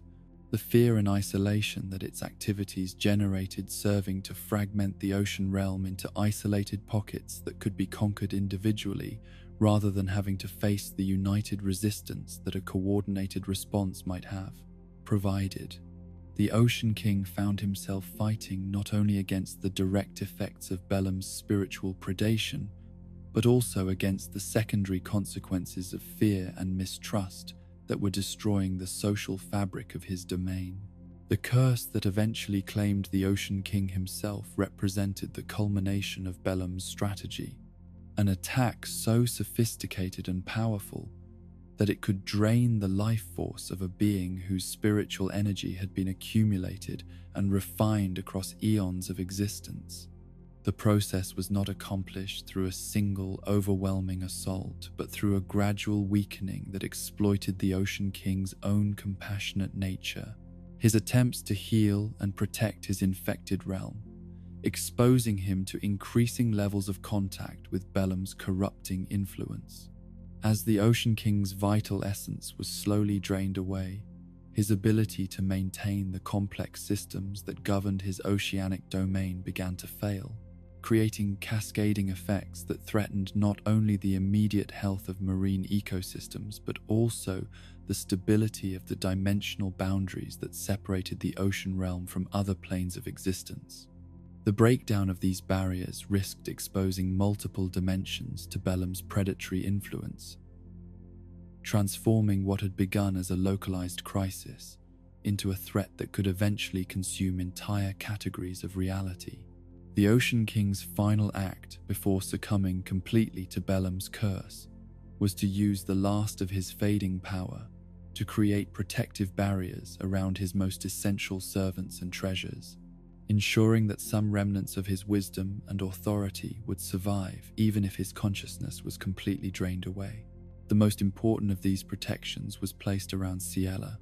whose role as his primary agent made her the most likely candidate to serve as a focus for eventual resistance and recovery efforts. Yet even this desperate measure could not prevent Ciela from being affected by the general spiritual drain that Bellum's presence inflicted upon the entire ocean realm. Her own life force diminished to the point where her memories and understanding of her true nature and purpose were lost, leaving her with only fragments of awareness that made her appear to be a simple fairy rather than one of the Ocean King's most powerful and trusted agents.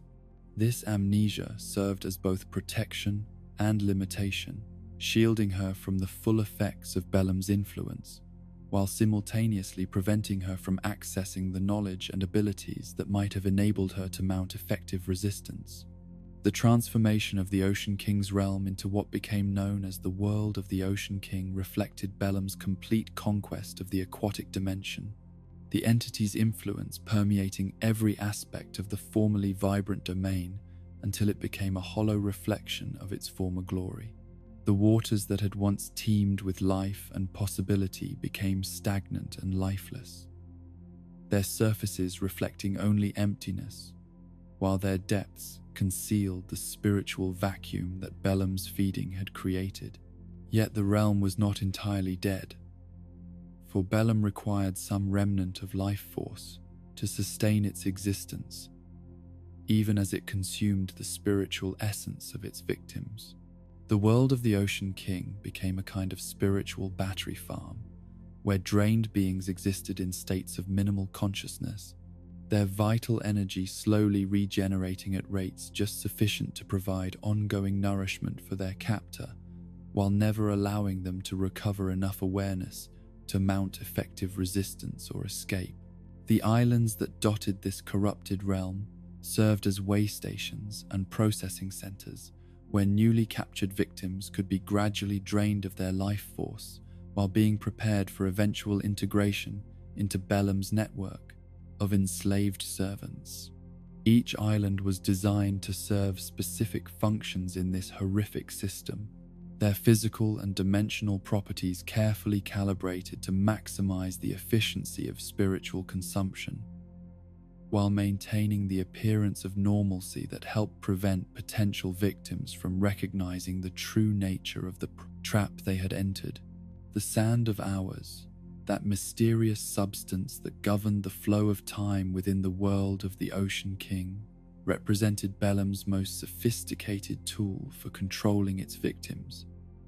and maintaining its dominion over the conquered realm. This temporal sand operated according to principles that inverted the normal relationship between time and consciousness, its effects allowing Belem to manipulate the rate at which its victims experienced the passage of moments, while simultaneously draining away their life force at rates that could be precisely controlled according to the entity's needs and desires. Victims who were exposed to the Sand of Hours would find their perception of time becoming increasingly distorted, minutes stretching into hours while days compressed into moments, their consciousness losing its anchor to normal temporal flow in ways that made resistance and escape planning virtually impossible. The sand's effects also served to accelerate the process by which life force was drained away, its temporal manipulations allowing Belem to compress weeks or months of spiritual consumption into periods that felt like mere hours to its victims. The phantom hourglass that would eventually become central to efforts to challenge and defeat Belem was originally one of the Ocean King's most precious treasures, a device that contained pure, uncorrupted Sand of Hours and possessed the power to regulate temporal flow according to the intentions of its rightful wielder. The hourglass served as both timepiece and magical focus, its presence allowing for the maintenance of normal temporal relationships, even within dimensions where time had been corrupted or distorted by external influences. Belem's inability to completely corrupt or destroy the phantom hourglass reflected the Ocean King's wisdom in creating safeguards that could survive even the most catastrophic attacks upon his realm. The device's construction incorporating protections that operated on such fundamental levels of reality that they could not be easily subverted or overcome by entities whose power was ultimately parasitic rather than creative. The hourglass remained hidden within the world of the Ocean King, like a seed of hope waiting for the arrival of someone worthy and capable enough to claim it and use its power to begin the process of restoration and recovery. The eventual arrival of heroes brave and pure-hearted enough to challenge Belem's dominion and break the curse that had transformed the Ocean King's realm into a spiritual wasteland would mark the beginning of one of the most difficult and dangerous rescue operations ever attempted across multiple dimensions of existence. The quest to restore the Ocean King and free his realm from Belem's influence would require not only exceptional courage and skill, but also the wisdom to understand the true nature of the threat they faced and the creativity to develop strategies that could succeed against an enemy whose very existence violated the normal rules that governed conflicts between good and evil. The battle to reclaim the world of the Ocean King would ultimately demonstrate that even the most alien and powerful forms of evil could be defeated when faced with sufficient determination, wisdom, and the willingness to sacrifice personal safety for the sake of protecting others from suffering and corruption. The restoration of the Ocean King's power and the cleansing of his realm from Belem's influence would serve as proof that the forces of life and creation were ultimately stronger than those of consumption and destruction, while the recovery of spirits like Ciela would show that even the most severe forms of spiritual damage could be healed when addressed with patience, skill, and unwavering commitment to the principles of justice and compassion. In the aftermath of Belem's defeat and the restoration of the Ocean Realm to its former state of harmony and prosperity, the world of the Ocean King would once again become a sanctuary where life could flourish according to its own nature, rather than being exploited for the benefit of parasitic entities whose existence depended upon the suffering of others. The Ocean King's renewed consciousness would encompass lessons learned through the ordeal of conquest and recovery, his wisdom expanded by understanding of threats and vulnerabilities that had previously been beyond his experience or imagination. The spirits who had served as his agents and guardians, their own consciousness restored and strengthened by their journey through suffering and redemption, would resume their roles as protectors and guides, while carrying with them enhanced awareness of the subtle signs that might indicate the approach of future threats operating according to similarly alien principles. Their network of communication and mutual support would be reinforced by shared understanding of how quickly even the most perfect systems could be compromised when faced with enemies whose very nature transcended the categories of conflict for which those systems had been designed. And throughout the vast reaches of the ocean realm, in depths where sunlight never penetrated but where the Ocean King's consciousness created illumination that transcended mere physical radiance, the story of the great struggle against Belem would be preserved and retold as both inspiration and warning, a reminder that eternal vigilance was the price of maintaining the delicate balances that allowed life and consciousness to flourish in a universe that contained forces fundamentally opposed to both existence and meaning. In the time before mortals had learned to measure their courage in deeds accomplished or their wisdom in knowledge accumulated, when the very concepts of heroism and spiritual growth were still taking shape within the minds of beings who had not yet understood the full scope of what consciousness could achieve when properly guided and tested, there existed realms that transcended the normal boundaries between the physical and the spiritual, between the possible and the impossible, between the world as it appeared to ordinary perception and the reality that lay hidden beneath the surface of all apparent things. These were the silent realms, domains that existed simultaneously everywhere and nowhere, their presence permeating every corner of creation, while remaining invisible to all but those who had been chosen for trials that would determine not merely their worthiness for particular tasks, but their very capacity to serve as vessels for divine will in a universe where such service required qualities that no amount of ordinary training or education could provide. The creation of these testing grounds stretched back to the earliest moments of cosmic history, to the time when the golden goddesses themselves had looked upon the reality they were shaping and recognized that the grand design they envisioned would require champions whose spiritual development exceeded anything that natural evolution or conventional learning could achieve. The goddesses understood that the forces of darkness and chaos that opposed their creative work would themselves evolve and adapt, becoming ever more sophisticated in their methods of corruption and destruction, and that countering such threats would require heroes whose consciousness had been refined through experiences that transcended the limitations of ordinary mortal existence. The Silent Realms were designed as crucibles where such consciousness could be forged, spaces where the normal rules that governed physical existence were suspended in favor of laws that operated directly upon the soul itself,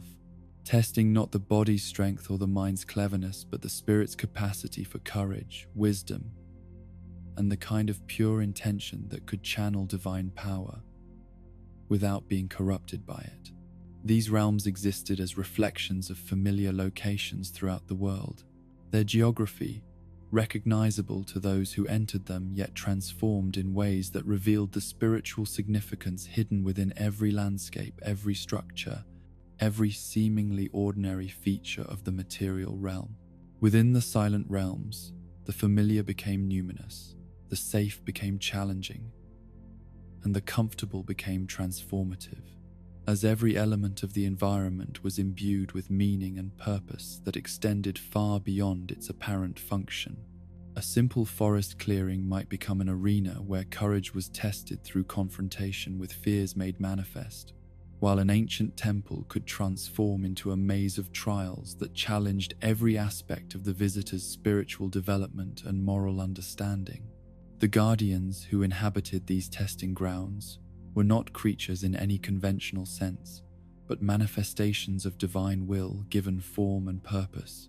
their existence dedicated entirely to the evaluation and refinement of those who entered their domain.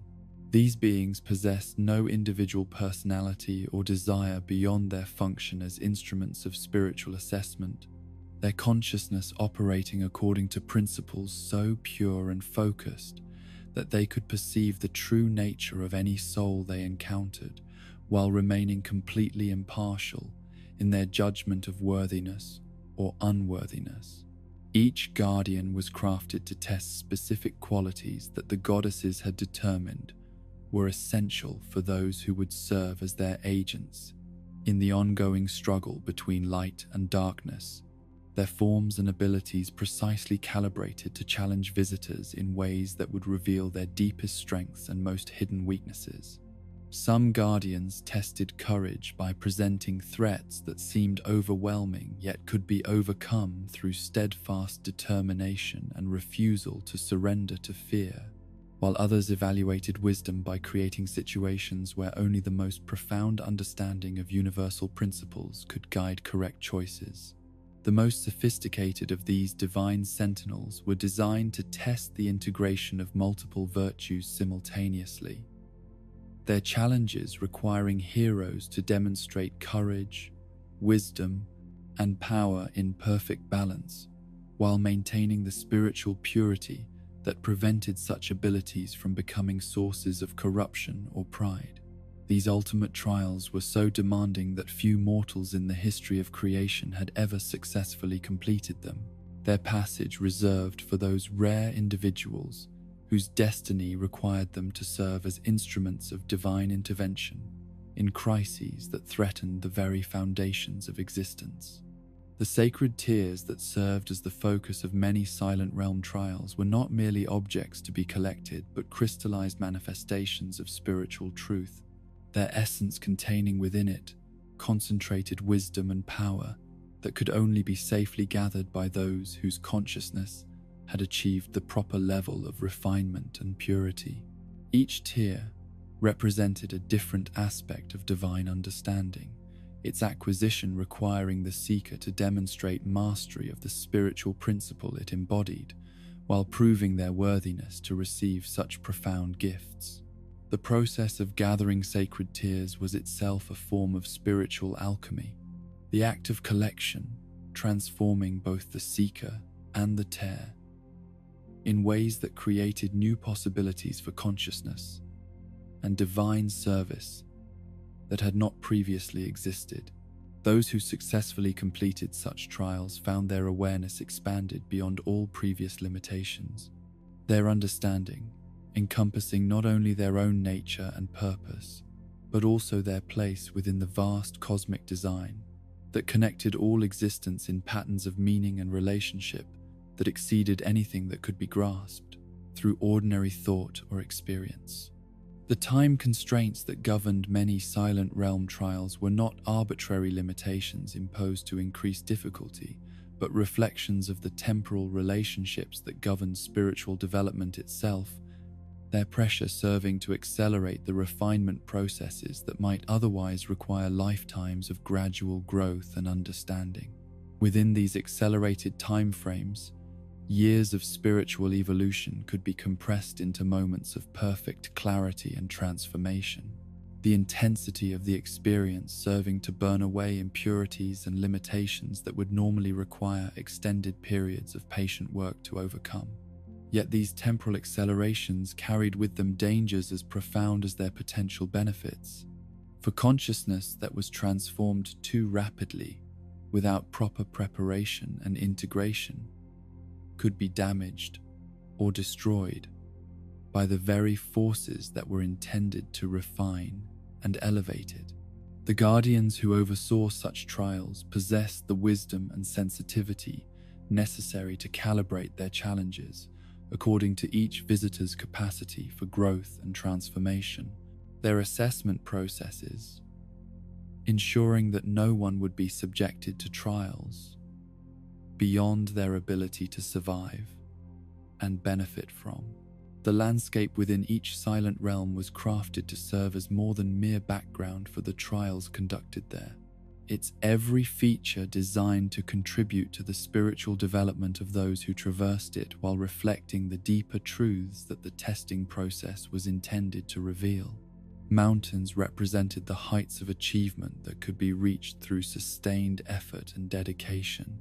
while valleys symbolized the depths of understanding that came from humble acceptance of one's limitations and need for divine guidance.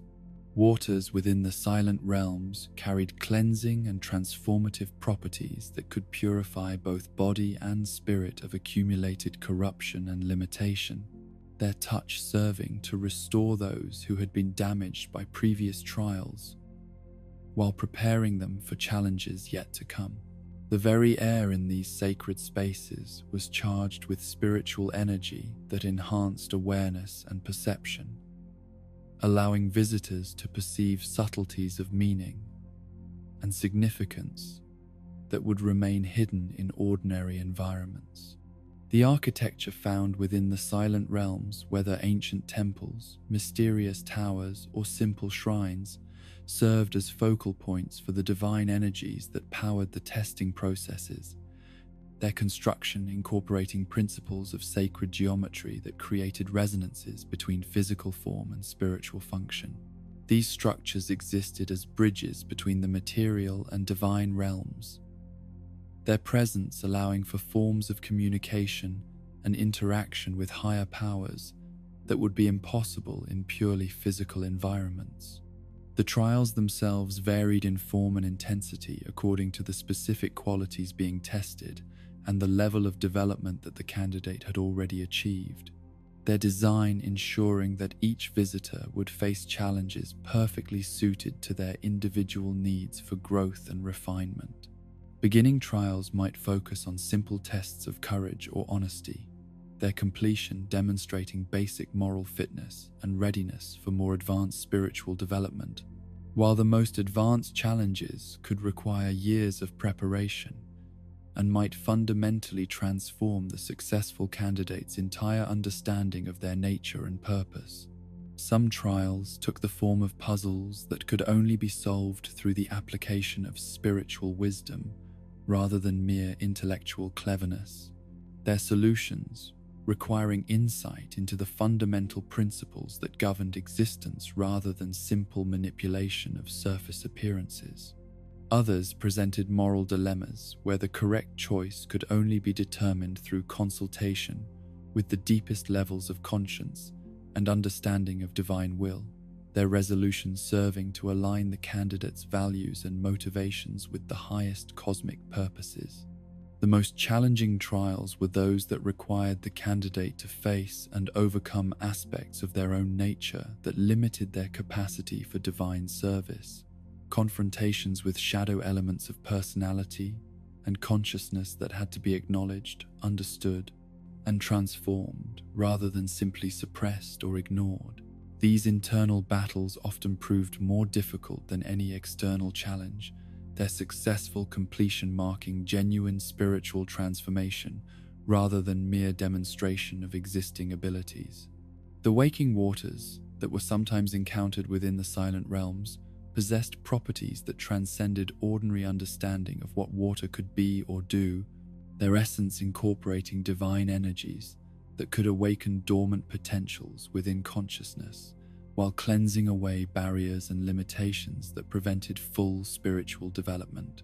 Contact with these sacred waters could trigger profound transformations in awareness and ability, their effects sometimes manifesting immediately and sometimes requiring years of integration before their full impact became apparent. Those who were blessed to experience the waking waters often reported that the boundaries between their individual consciousness and the universal awareness that permeated all existence became temporarily dissolved, their perception expanding to encompass perspectives and understanding that exceeded anything achievable through normal means.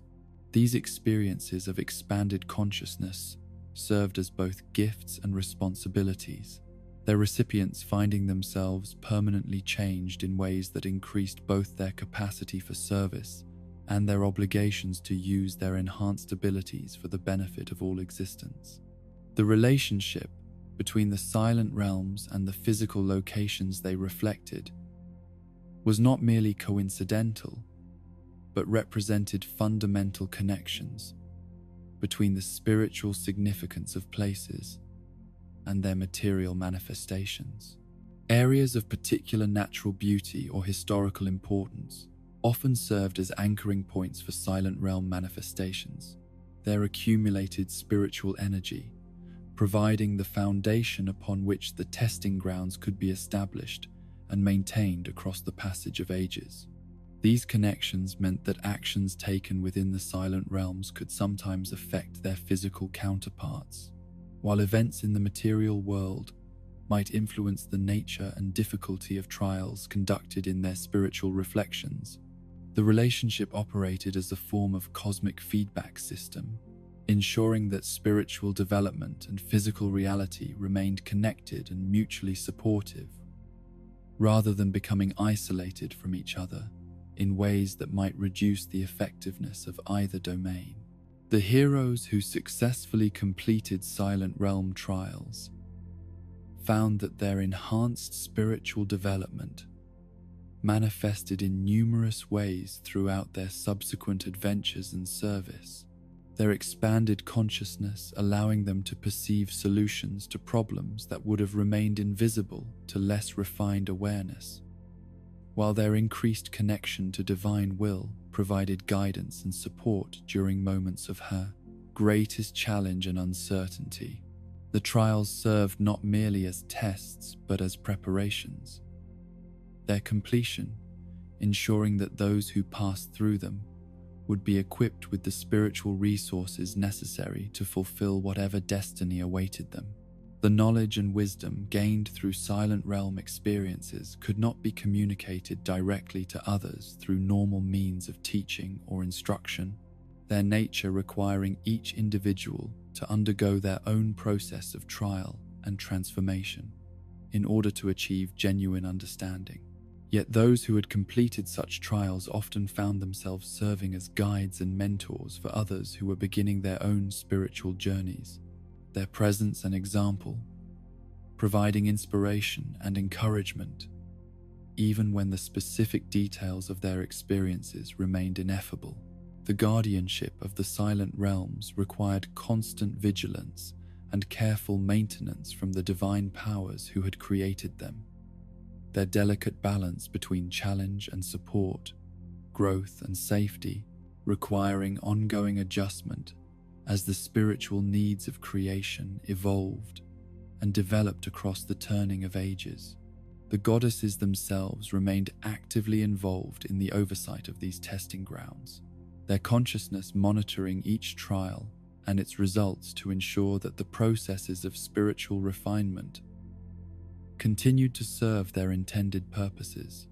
The effects of Silent Realm trials extended far beyond the individual candidates who underwent them. Their completion often serving as catalysts for broader changes in the spiritual development of entire communities or civilizations. Heroes who had been refined through such experiences brought back with them enhanced understanding and abilities that could inspire and elevate others, their presence serving to raise the general level of consciousness and moral development within their societies. The mysteries surrounding the Silent Realms remained largely hidden from ordinary awareness, their existence known only to those who had been chosen for trials or who had achieved sufficient spiritual development to perceive the deeper layers of reality where such testing grounds operated. This secrecy was not maintained through deliberate concealment, but through the natural operation of spiritual laws that made the realms accessible only to those whose consciousness had achieved the level of refinement necessary to benefit from the experiences they offered. Yet legends and stories about the Silent Realms persisted throughout many cultures, their details often distorted or incomplete, but preserving essential truths about the existence of spiritual testing grounds where heroes could prove their worthiness for divine service. These stories served to prepare potential candidates for the possibility of such trials, while inspiring others to pursue the spiritual development that might eventually make them worthy of such experiences. The connection between the Silent Realms and other mystical domains throughout creation reflected the underlying unity that connected all spiritual phenomena, their existence serving as proof that consciousness and divine will operated according to consistent principles regardless of the specific contexts or circumstances in which they manifested. Students of mystical lore could find in the Silent Realms confirmation of truths they had discovered through other forms of spiritual investigation, while their experiences in the testing grounds enhanced their understanding of mysteries encountered in different contexts.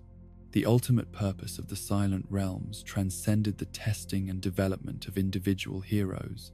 their existence serving the broader cosmic function of ensuring that the forces of light and order would always have available champions capable of meeting whatever challenges might arise from the eternal struggle between creation and destruction. The trials conducted within these sacred spaces served to create a reservoir of refined consciousness that could be drawn upon whenever the universe faced threats that exceeded the capacity of ordinary beings to address.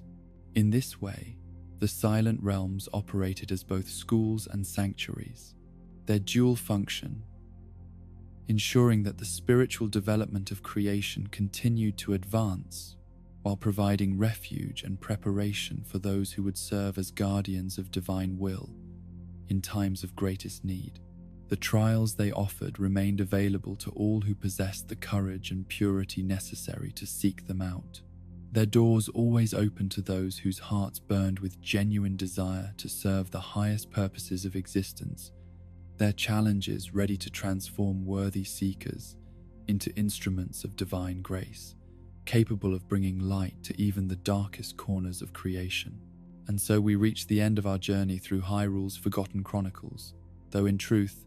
these stories have no ending, only the gentle turning of an eternal wheel. The Zonai spirals still grace ancient stones, the Wind Tribe's melodies still whisper through the clouds, and the Minish still work their tiny miracles in the spaces between heartbeats. These lost peoples and hidden realms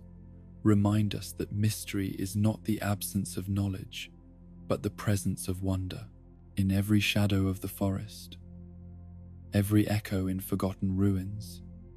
every unexplained kindness that brightens a traveler's day.